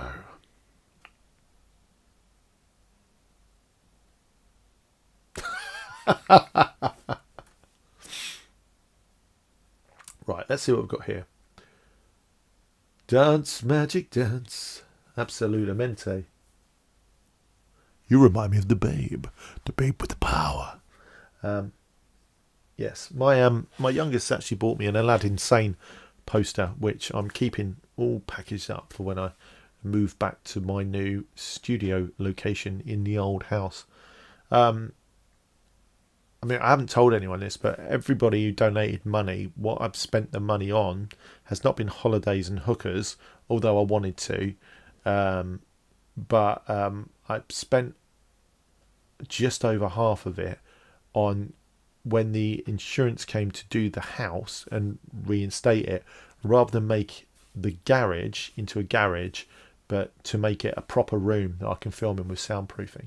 So, yeah, that will actually help immensely, because before I would have to time when I was recording my voice around when people were like coming or going, or school runs, or school kids walking home, because it would get picked up. But now I should be able to pretty much record day and night, all day and all of the night. Original Moss says, what fixes stuff? Is there a holy grail console computer you're currently looking for? I seem to have fads. PS2 last week, picked up a Box A600 the week before. Sam Coupe, 100%. That's what I'm looking for at the moment, Sam Coupe. But I'm not going to pay actual Sam Coupe prices for it, because that's just a waste of money. And I'm actually quite frugal with money, so everything I buy has got a reason. It doesn't always work out, but you know, I spent a lot of money on things like lights, you know, boring things like that, but I know it will improve the viewing experience for people. And you know, yeah, I just want to upgrade everything, because everyone's been so kind. I want to give back in higher quality video. Right. Bump bump bump. Let's prance, says Raven Looney. I'm getting all sorts of ideas for a video mashup here. Right, okay. Mark Smith said 3D printer case. It's possible. I could make one. I'll leave to get Hobnocks and come back to a karaoke session. What's Tim Ballum saying? Oh, he's sharing video links, so...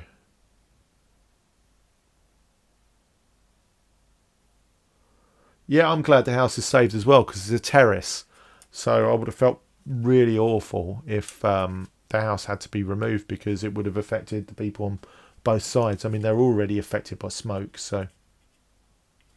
Basically, are you drinking beer? Mark fixes stuff. Yeah, I don't drink much beer these days. Mark does impressions. Is the new channel we need. I do a few impressions. My favourite one is... Yoink, Scoob! It's like a really creepy ghoul, man! I like doing that. Sometimes when I'm in the shop and there's no one in the aisle, I'll shout that out. I only told you to blow the bloody doors off.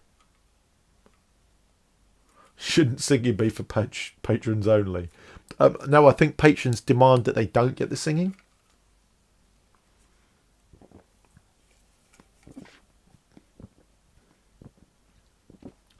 Mark fixes stuff. Can you get RGB out of a Specky? Yeah, the 128K range you can, yes. 48k, no. 16k, no. Well, you can, but you can't at the same difference. The amount of work you have to put in, it makes it not worth it. Hello, Arthur. Nice to see you. IOI says, my holy grail was a Vectrex. Love it. It's an amazing machine and it's something you can't emulate.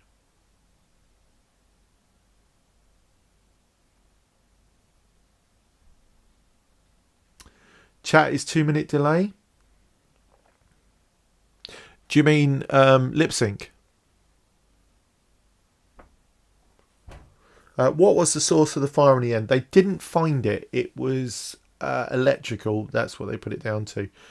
Personally, I thought that it would be a dodgy charger because where the fire started, I know that I had my iPad plugged into a non-branded charger. So that's the only thing I could think of.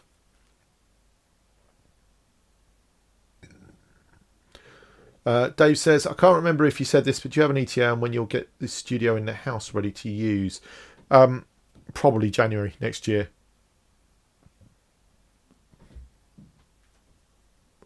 Was that Ricky Gervais? Oh, if there's a chat between... if there's a delay between me reading what's going on in the chat, that's because I'm a little bit behind you. I'm scrolling through. And obviously I can't read it as fast as it pops up.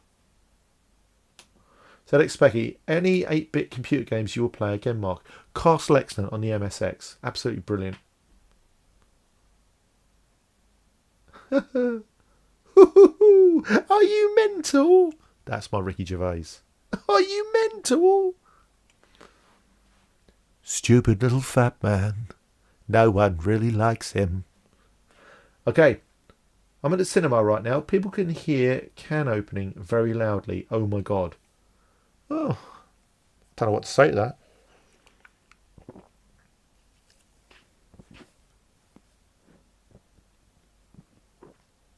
Simon Green, do your Pete Dixon.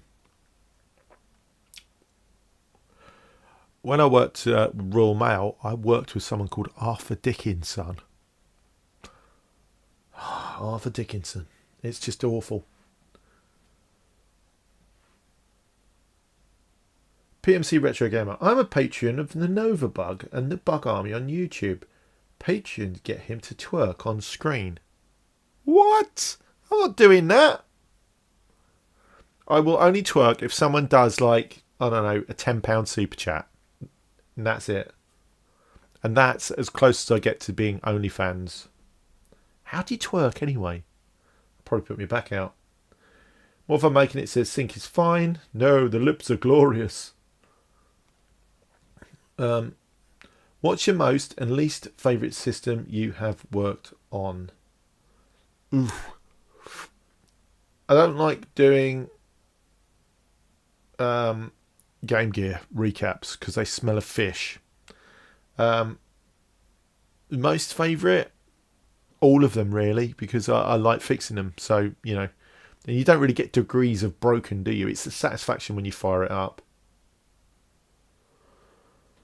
Oh, one of my A500s is green screen on boot. You wouldn't have an idea, would you? Not off the top of my head, but if you Google green screen Amiga A500, there is a list and colours mean different things. And that will be something specific. So it'll be one of the chips is not firing up. But with a green screen on boot, I would probably put a Diag ROM in and see what you get out of that.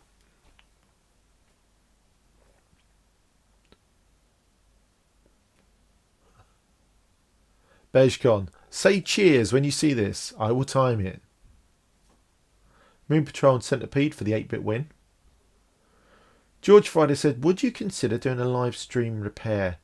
It's not something I'm against, but I just know it'd be really long. And it's difficult for me to talk and concentrate on repairing at the same time. So it would probably just be me in silence fixing something. So I don't actually know how interesting that would be. Terry and Dave will twerk. They are little juicy buggers. Mark Smith, least favourite libretto mini laptop. I don't like any mini laptops. Matthew Haig, do you do any modern gaming? Yeah, I did say earlier I've got a Switch and a PS4 and a PC that can run anything. Everton Shorts, there you go. A500 green screen is chip RAM. Or it can be the Agnes or 6800 apparently. Yeah, I'd start with the RAM though, because that's the weak link. You're much more likely to have dead RAM chips than you are CPU or Agnes. Although, if you wiggle your Agnes, sometimes that'll clear it up. Oh yeah, John's just said, look, green screen is chip RAM or Agnes needs reseating. Hooked on Classics has a box of broken PlayStations, original ones. I had a box of 26 PS1s, which I bought on eBay years ago for about 40 quid. Because I think some rental shop was going out of business. And I bought them on eBay and half of them were chipped. All the lasers were completely foobar. But that was interesting. Mark Smith, live repair equals train wreck. Yeah, I mean, if anything's live, you know it's going to go wrong.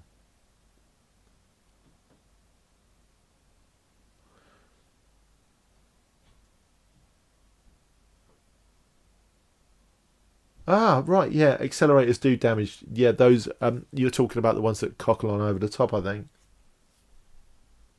Kevin Wiltshire wants to know, Xbox or PlayStation? Oof. I had an original Xbox when they came out. It was a Valentine's Day present from Mrs. Fix's Stuff. So I feel like I should say Xbox. But I much prefer the PlayStation ecosystem.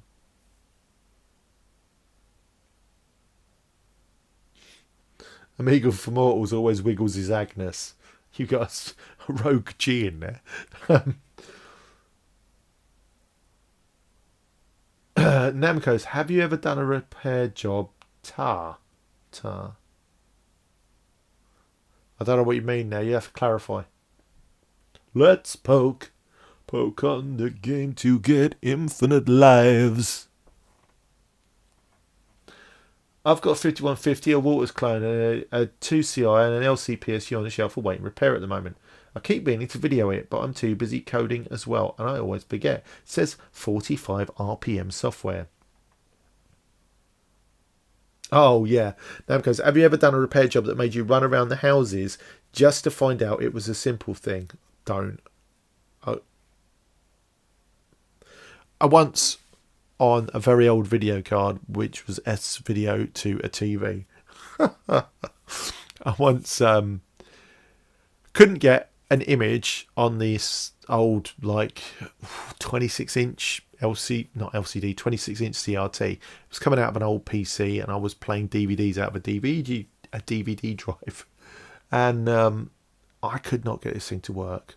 And I convinced myself, leaning over the thing, I'd broken the thing. So I took the whole thing out, resoldered the S-video socket, and then I put it all back together, plugged it in. Straight away when I plugged it in, nothing.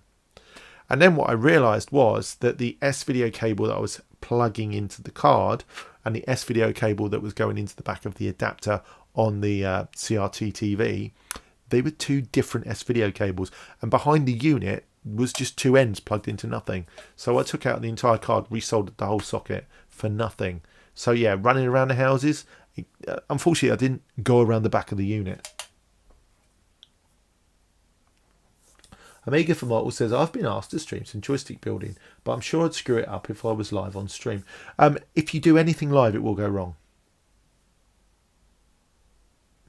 Do I have a reballing machine? No, it's just how I sit, Chris Croissant.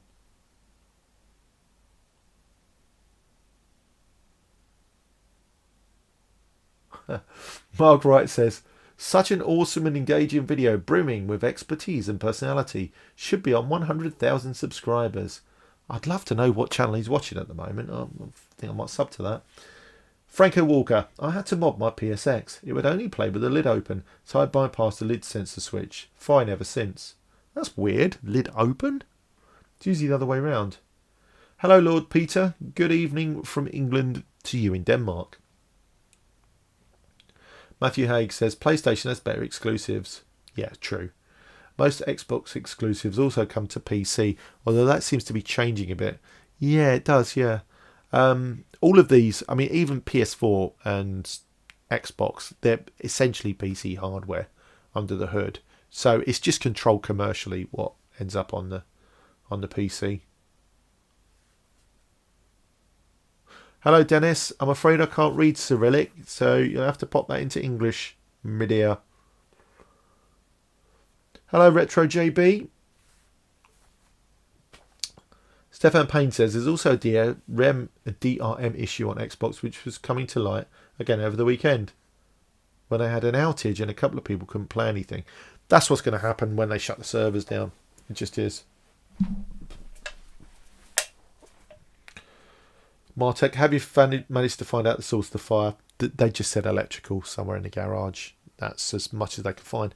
And the investigator was there for a day and a half, tracing wires with a pen. Jaden E.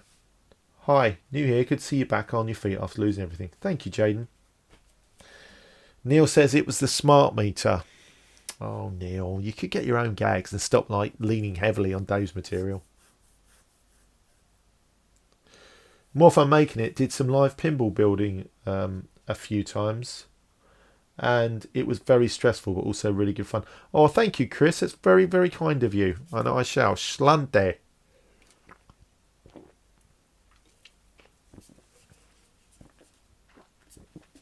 Simon says, hello, Mark. No question, you're just an awesome YouTuber and a good lad. Oh, thank you, Simon. Back at you. Tim Ballon, ball or aerosol? Ball, if possible, because aerosol stings, and I'm a wuss.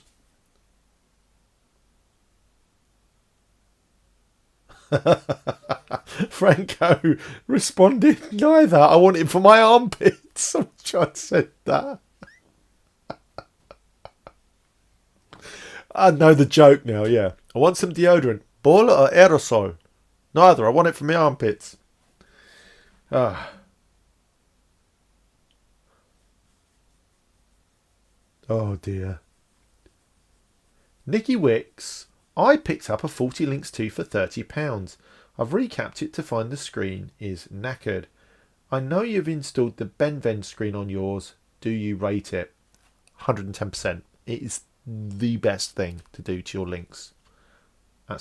I'm hoping that the screen is knackered, because sometimes you find that you turn the Lynx 2 on and the screen comes on but there's no image, and that's not the screen being knackered, that's the voltage generation is not working. There's a couple of diodes and a couple of transistors there which might need to be checked. But if you've got a poor image on the screen, then the screen is knackered. But definitely, yeah.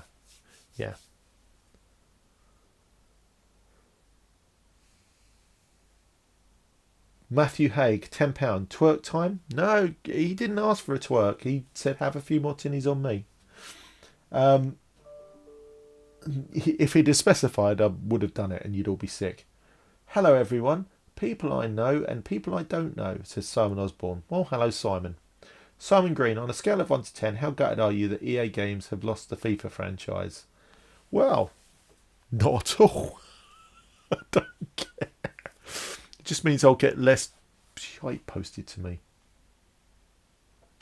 Chrissy, what is your favourite MIDI typewriter?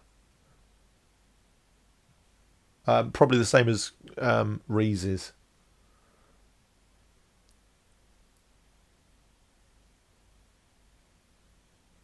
Oof. Let's see. Right, before you leave it, Mark Wright says, before you leave us, If Peter Rogers, the head of the Carry On films, who's probably dead, he is dead, what would it take for you to join the writers of the comeback Carry On Woke PC films slated for 2015? 2015? Oh, 2078. Okay. Well, I mean, there are some really, really good writers out there. I know two of them. They're a lovely pair.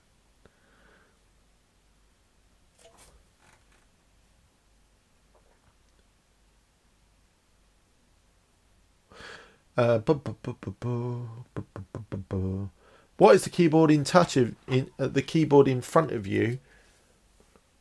Asks Ron Helton. Is it attached to a computer? It is the Tatung Einstein with the lid off, which Simon Green very kindly got for me from a local pickup, and he got 2 for 40 quid, and this one he let me have for £20. And I offered to pay him £40 for everything. And he said no, because he's that nice. And he's now my neighbour. And we have beers together. And he's actually been round here. He's been in this very room.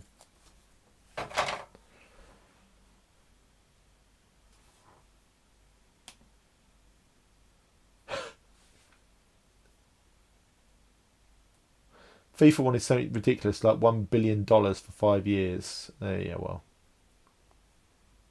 It's football, it's greed, isn't it? Mark, Amiga 600 or Amiga 500? 600 really, from a functionality point of view. Although nostalgia wise I go 500. Thanks, Mark.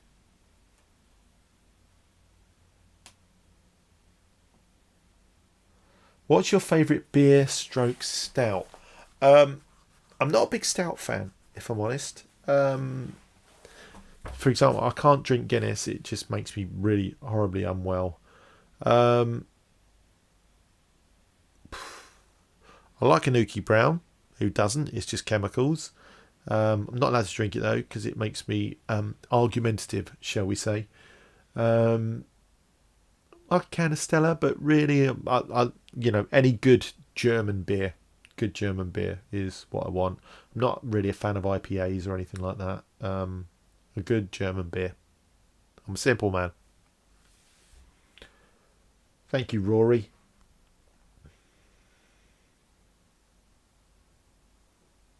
Yeah, beer blonde. Yes, genuinely blonde beers. I like Hogarten. That's nice. Or a Weiss beer. Thanks, Retro Robbins. You be safe, and thank you for everything you've done for me. I really appreciate it. I mean, genuinely, thank you. Or having a blonde with a beer. Hofmeister, follow the bear behind. Skull, skull, skull, skull, skull, skull, skull, skull, skull, skull, skull, skull. Why aren't you joining in, Eddie? I've forgotten the words. Skull, skull, skull, skull. What's a Trignag beer? Trignag beer. Alexander Verdun. Actor twat, yeah.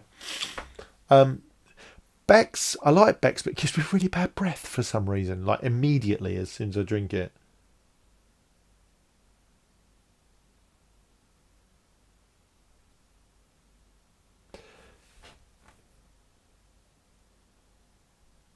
Who Garden? Is it not Who Garden? Garden with a hard T. Golden Champion is nice. The Badger one, that's nice. Do you remember? I don't think you can buy Skull anymore, Captain. Do you remember a Fuller's beer called Red Fox? I think it was Red Fox. And it tasted like oats. It was so nice. They stopped making it. Thanks, Frank. It's really nice to have you here.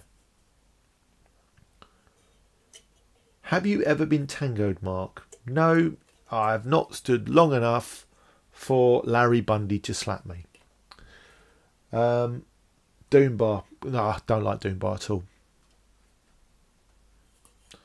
Namco. If you were a computer console in your MC museum, which one would you be and which games would you make me play? Ooh. BBC Micro, so they could all look at my granny's garden. Ho garden. Garden. Ho garden. Garden with a glockle. Ho garden.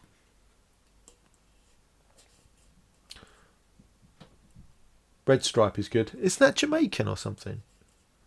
I think the last time I had Red Stripe was I was in the, can't remember which theatre it was. I was in London at a gig, David Bowie gig.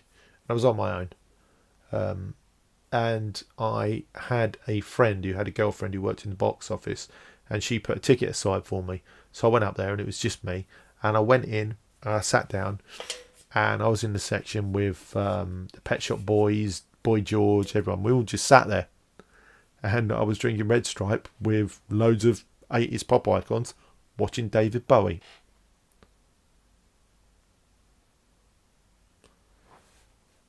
What about Tennant's Lager, or are you racist? Scots aren't a race. They're an abomination. That was a joke. What's the joke? Isn't it funny that the favourite drink of the homeless is Tennant's Lager? Who was it said that? Probably Billy Connolly, to be honest. I remember Susie Quattro as well. I'm remembering her right now.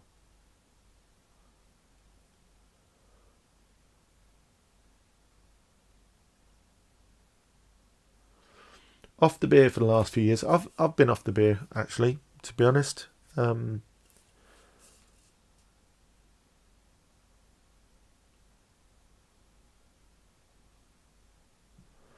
Old Speckled Hen is a funny drink, because with Old Speckled Hen, Martek, if they all tasted like the first one, you wouldn't drink them. If that makes sense.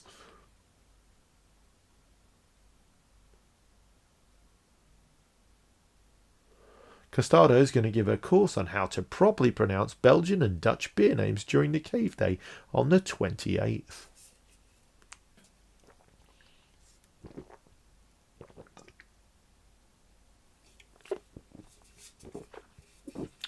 Kai Hickey says, what do you think of the new French console created by Dan Gleebles? I actually don't have any visibility on that at all.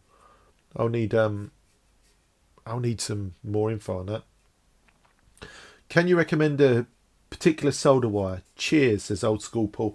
I did cover this earlier, but for the price, what you want is Duratool Rosin Core solder wire, and it's a leaded solder, and the part number is D03347.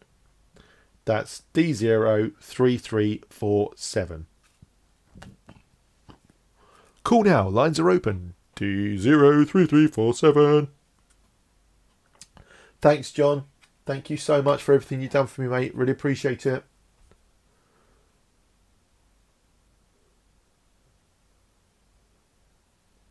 Oh, I do like a Desperado. You know it's fake, don't you? It's just not. It's tequila flavoured beer. It don't half get you drunk. But yeah, the tequila flavoured. It's like the chocolate flavoured coating on old school wagon wheels.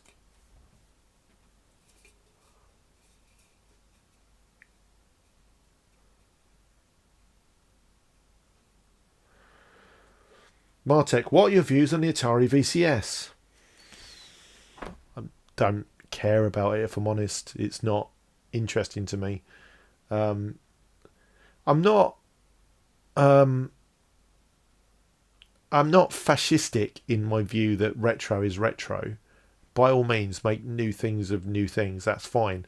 But for me, I'm more interested in the vintage hardware than the game playing anyway. So it's just not for me, if I'm honest. Mark, you've never heard of Dan Gleeballs? Well, it sounds like his balls are gleeful. Man Cave Hobbies, how many toes have you got, Mark? 5.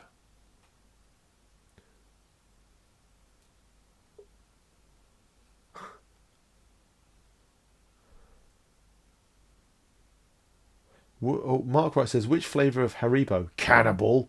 The strawberry one, or the one that is like strawberry but isn't? Star Mix. And what I do is I take my hand, I get as many Star Mixes as I can fit into my mouth, jam it all in, and mix all those delicious flavours up all together. Andrew Woodrup says, Amber or Johnny? Amber or Johnny? Oh, okay. I've just fallen in. Amber or Johnny? And to be honest, fly on the wall, I don't know. I stay out of that sort of stuff because I don't know. I don't get involved in rich people's fights. So I don't get involved in Amber Heard and Johnny Depp. And I don't get involved in Will Smith and Chris Rock. Because if rich people want to go at each other, and they've got enough money to sit and cry about it afterwards. Select Specky. Hi Mark, what is your opinion of the new 8-bit coming out?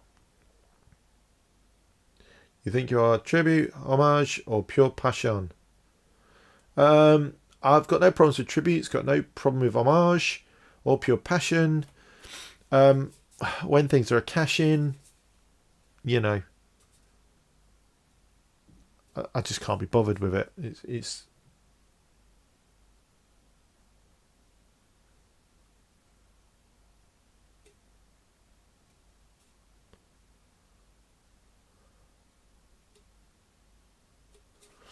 Mark Klusman. I was late to this chat, so maybe it has been asked before. What did you buy for the 2 tenors I donated?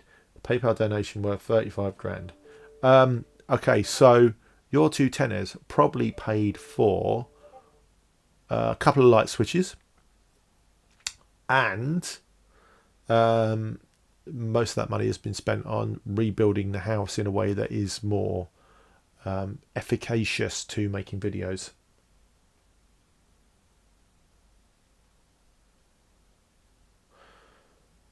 Richard S. Is there anything else you like to fix or tinker with, i.e. cars, bikes, etc.? I'm not a fan of dealing with cars because it gives me too much anxiety because it's too important to get wrong. But I tend to fix everything in the house, like dishwashers. The cooker goes down, I'll change the heating element, the fan, all that sort of stuff. Mark, right. Don't yawn, so unprofessional. I am unprofessional. You've come to the wrong stream if you want professional. Ron Houghton, exactly. I don't care about their squabbles as long as they don't cost us anything. Hello, Paul. Really nice to see you. Hi, Mark. It's really nice to see you on live stream. I've got a quick question. What was the worst damaged Spectrum you've ever repaired? I had a 48k board which had half the RAM missing, a couple of tracks torn off, and no CPU or ULA. And I put a SLAM ULA in, put a new CPU in, repaired the tracks, and replaced all the RAM. And it fired straight up.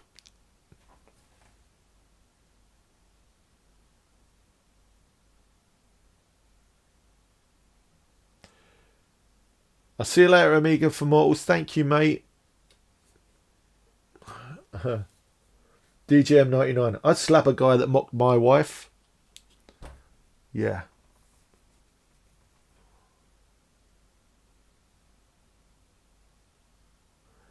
To be honest, the whole like Chris Rock slap thing, you know, it's just so weird, right?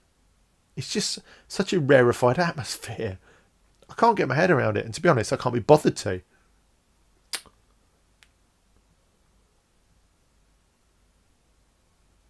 Kenny Everett or Benny Hill? Kenny Everett. 100%. Matthew Haig says, once you have a home studio, will you ramp up video production? The home studio will help, but really what I need to do is get to a position where my videos are making enough income that I don't have to do the day job. And I know that sounds horribly, horribly highfalutin. You know, oh, pay me to make videos and do my hobby. But yeah, I mean, to actually ramp up video production, I'd have to be in that position, like Nearlist, for example. But if it happens, it happens, and if it doesn't, it doesn't. Because did you ever get around to playing Diner, the sequel to Burger Time, on the Intellivision? No, I bid on 3 separate auctions and I get outbid.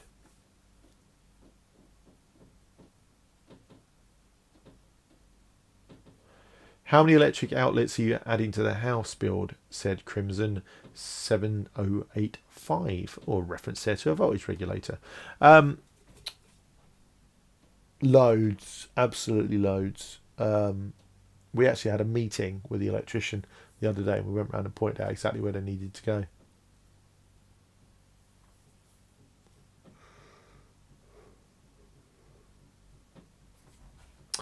Martech, thinking of your fire damage ColecoVision games, did you ever find out if you can 3D print a cartridge case? Yes, and I have. And they look pretty bloody good. Kenny Everett for the win. Yes, Betten. Mark, answer my question, please. I've missed it, Andrew. Ask it again, Andrew. Paste it again. Russian concussion. What is your position on abortion? If pro-choice, where in the pregnancy do you draw the line and why? Wrong stream, my dude. Wrong stream. Mark Luceman. Rich people fighting. Sir Clive or Lord Allen? Oof. Shouldn't that be Sir Clive or Chris Curry? It happened. Yeah. Richard said, anyone insulted my missus, she'd slap her myself.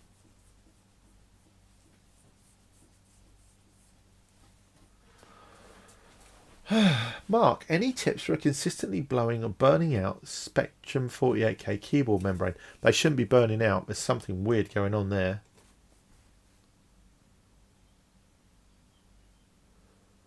Is Will Smith getting a divorce now? Did look a bit, I don't know. Hello, Lee, Audio Addicts. Just want to say I really like your content and the videos you do with RMC. I'm sure you reach a point where you can make this a full-time thing. I hope so. If it happens, I'll be really, really, really happy. Oh my god, YouTube Shorts interface is really annoying. Yes, it is, Raven Looney. Yeah, the cartridge cases.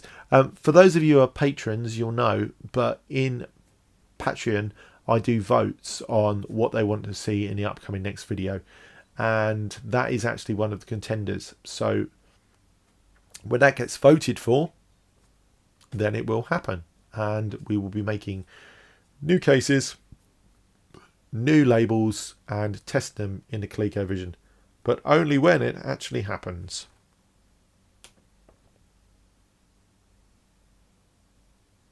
And if you want to have a say in that, then do feel free to come and become a patron at patreon.com/Mark Fixes Stuff. I find it really hard to, like, literally, yeah, sell myself. Hello, Ammon. Hello, Ammon. Hello, Ammon. How about you, man? It's like I've got a mouthful of custard. Hello, Alan. How are you? Yes, you need to come around and have a beer, Mr. Hamilton. So the way it works on Patreon is if you're a patron, I post a poll and it's got 5 or 6 options, and whatever one gets the most votes is the next video I work on, and that is what's happening with the Tattooing Einstein. And then when I pull that one out, I make sure I've got enough stuff for another project, and then that replaces it in the vote. Why do I say Patreon? Patreon. Sorry.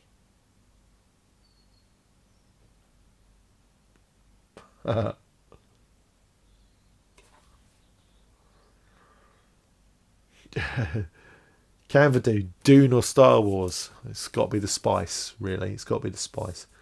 Well, Dune is, yeah, Frank Herbert wrote a grown-up story, and Star Wars is cops and robbers in space, isn't it? So, really.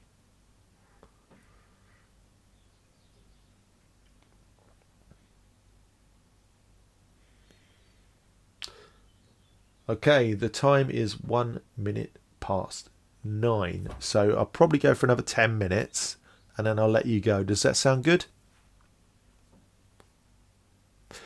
Matthew Haig, would you stick with a resin or traditional 3D printers? Resin seems like a faff. Resin is a proper faff. It's nice for minifigures and detailed things, but even with the engineering resin, I've not found it durable enough to make parts. So it's a nice thing to have, the resin printer, but for parts, I do use the FDM. So I've got the Mars 2 Pro resin printer over there, actually. Over here, I've got a Creality CR6 SE, which was recommended to me by... who was it? I think D. Rimron Zalia. Either that or Dave Velociraptor, I can't remember. But that's my go-to machine for small parts.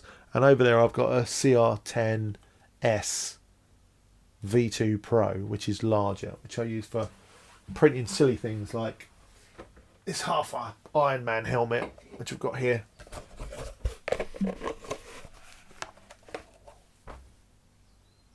Everyone's going to clip this now, aren't they? What was I thinking? What was I thinking?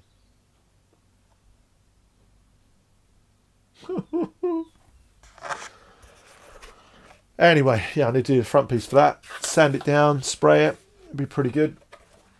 As you can see, I've got plenty of filament up here. Oof, right.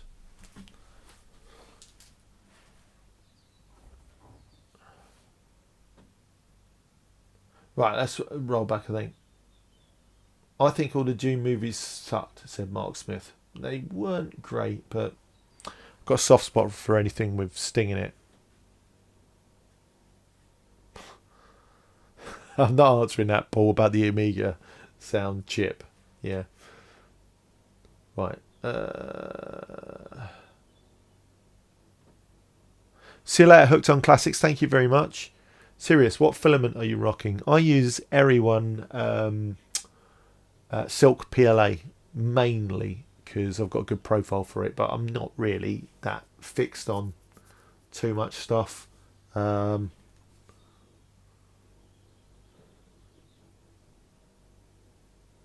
Specky, I miss the days we did the Spartacus game. It was so fun. Yeah, we used to ZX Specky, he's in Greece and I'm here, and we used to play Spartacus beat 'em up on the PS3. That's how long ago it was, when the PS3 was current.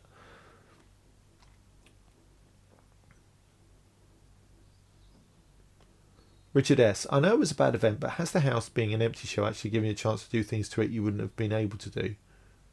Yeah, we in the corner. No. Yeah, I mean, lots of the money which people kindly gifted to me, I've used to rebuild the house in a much more efficacious way for videoing. So it went quickly as well. Building work sucks money up so quickly. So I needed to change the location of the electricity and gas meters. Wiped out $3,500. Just getting them to move that. That's without the boxes in the wall. So, you know. Chris Croissant. Oh, actually, I'll go to Tim Ballon. Akira Kurosawa or George Lucas? Kurosawa, 100%. Kurosawa didn't come back and ruin any of his films. Chris Croissant, what colour multi-system case did you go for? I don't have a multi-system. Dennis Evans, great to just wander onto YouTube and find that you're back and providing content and live. Bonus. Cheers, Dennis, mate. Dune is a great novel, yeah. Did the gummy helpers really survive the fire, or were they replaced a la The Kid's Goldfish? They survived the fire. Go to sleep, don't worry about it, it's fine.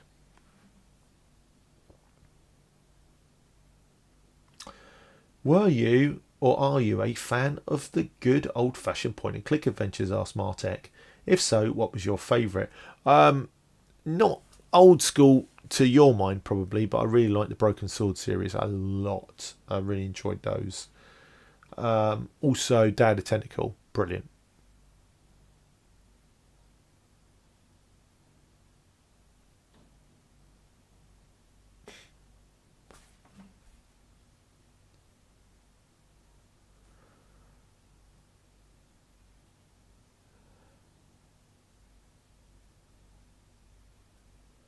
Ian Goff, may I ask some words of wisdom from you, please? I was given an old VideoMaster Star Chess console which uses an oldie AV aerial that plugs into an oldie style TV. How do I display it on a modern TV? It's not something I can specifically answer because I don't have that. But you've got a couple of options. One of them is to pick up an old VCR, plug it into the back of that, tune it in, and then plug the VCR into the back of your TV with the SCART lead. That's a common route to do that. The second one is find if anyone's made a composite mod for it. Now, composite output is specific, so you've got to be, pretty careful about what you take out of it. But most things can be modded for composite. Yeah, Discworld is brilliant. I'm a massive Terry Pratchett fan. Been reading Terry Pratchett all my life. Discworld indeed.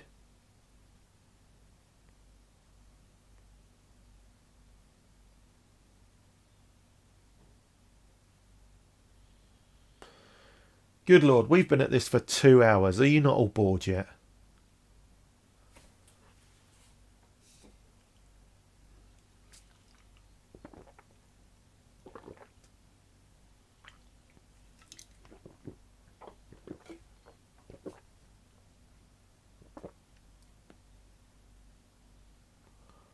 Yeah, GNU Pratchett.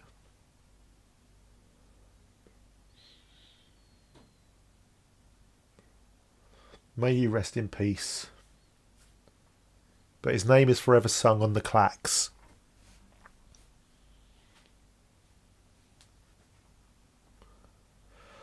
Chris, no.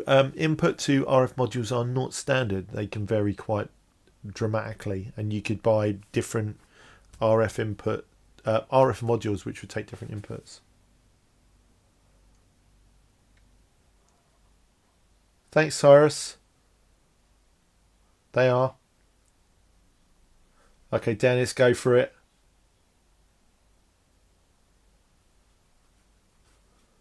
I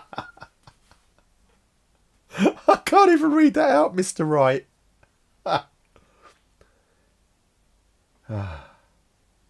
Right, we'll give it 5 more minutes. We'll go to 1:15.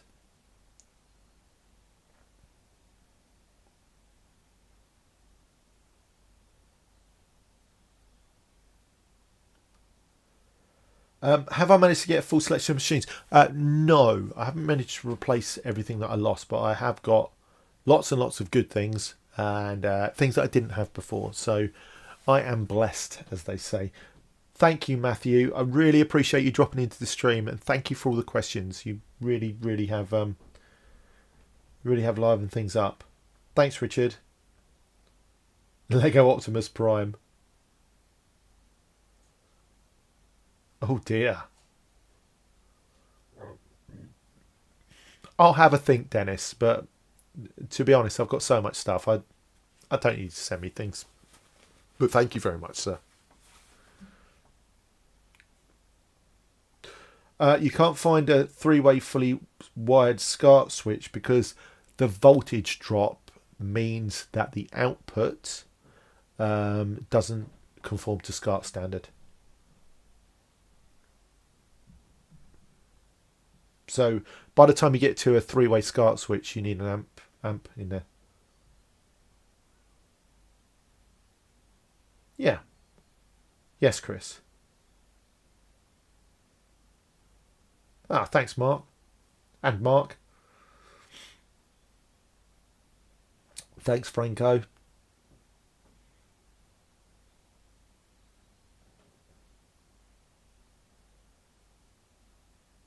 Beautiful. Solid Specky Plus keyboard replacement. It's got to be done. Right, plugging time, because I'm going to end the stream in a couple of minutes. If anyone would like to send me some money, then please do so. I love money. I like to roll around it and rub it on my nipples. But most of all, if you'd like to become a patron of the channel, then please hop over to patreon.com. Sorry, Mark. Over to patreon.com/Mark Fixes Stuff. And if you join as a patron, then you will get an opportunity to participate in future votes on what happens, and also get some behind the scenes videos that I don't release on the YouTubes publicly. So Martek, thank you so much for all your questions. I really appreciate it. Thank you for livening up the stream. Thanks, Lee. Thanks, Dennis. Thanks, Mark. And Mark. And another Mark. Patreon. Thanks, JC Denton.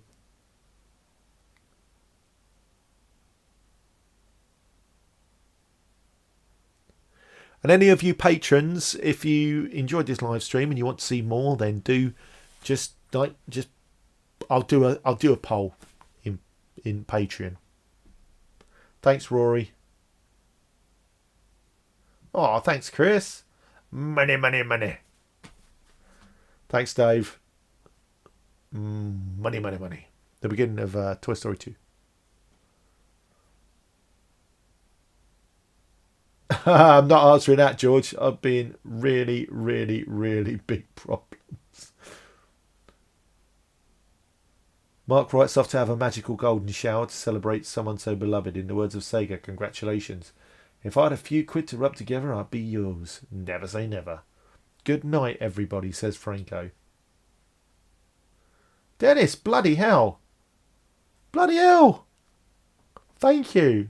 So kind of you. My gosh. So kind. Thank you. Thanks, Alan. Thanks, Simon. Simon, as soon as you get over the COVID, let me know. We need to have a lager. Night, everybody. Yeah, wow, Dennis.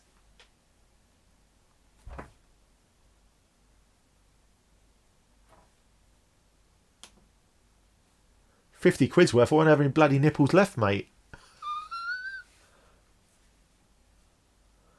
Wonder if Trump has a golden shower. He has a golden toilet. Is that not one of the rumours that he likes the pee on the wee wee? Do I do comedy impressions, Mark? To be honest, I think my whole life's a comedy impression. Cheers, Costado. Oh, cheers, Chris. I'm only about 20 minutes away. Oh, excellent. Someone I can stalk. Skull. Night, Franco. Bye, everybody. Okay, I'm off ski. So I think this has gone quite well. So next time I do a stream, I'll probably set up a second camera so I can show you all some things. So I will put up a poll in the Patreon, and I'll see you all on Patreon. So thank you very much, everybody, and I'll see you all later. Bye. Ruined it now because I've got to go over there and press the button. See you later, guys.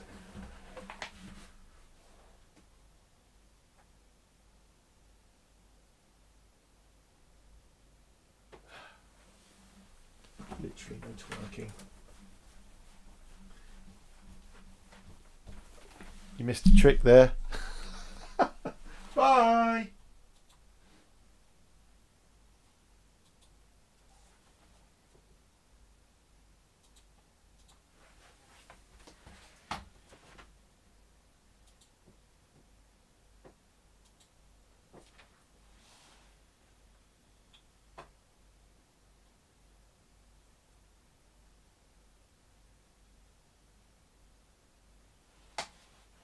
OBS has crashed.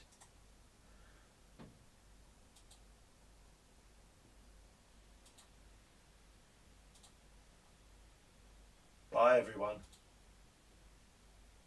I have to get my mum to help me now.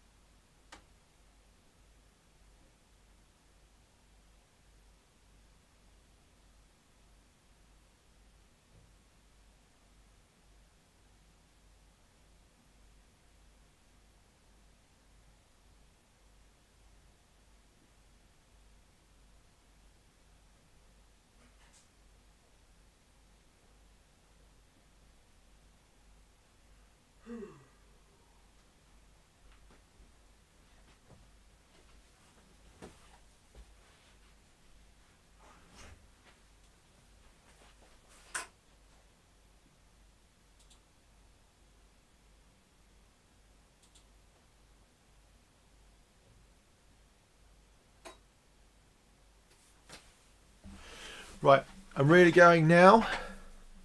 Thank you very much.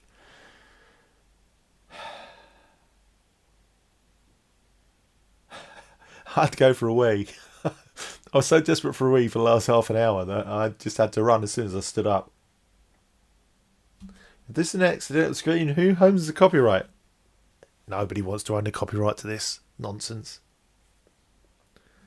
This evening in the Big Mark house. Do you know what it was? I had OBS open, but had the settings for the cam link hidden in the background. So I was trying to press stop and it wouldn't stop. And then I got so desperate for a wee, I had to run off and have a wee. And then I come back. 1 more hour. I'll tell you what, I'll save that hour for next time. And what we'll do is next time on the next live stream, I'll actually show you some stuff. Thank you, Dave. I'm no Terry Wogan. No, because I'm not on everything. I really like Terry Wogan. Oh, sorry, Fat Man's Belly Button. Oh, I'll tell you what I might do on the next stream. I might play some Atari 2600s while we chat. Oh yeah, old school Paul. Remember the part number is D03347. I've got Harmony Plus cart for my 2600. Encore. Yes, I'll sing the classics of Foster and Allen. No, this is the goodbye, the long goodbye.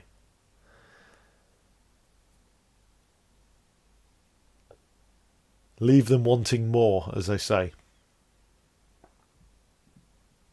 Thank you so much, everybody, and genuinely, it's been an absolute pleasure chatting with you all. And I hope to see you all on the next Mark Fixes Stuff Live. I'm not sure when that's going to be. Patrons are going to vote on it. But we will find out. And I'll see you all later. See you later.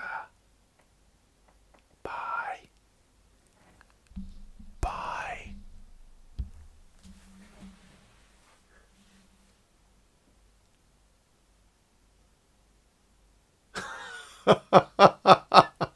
Bye, everybody.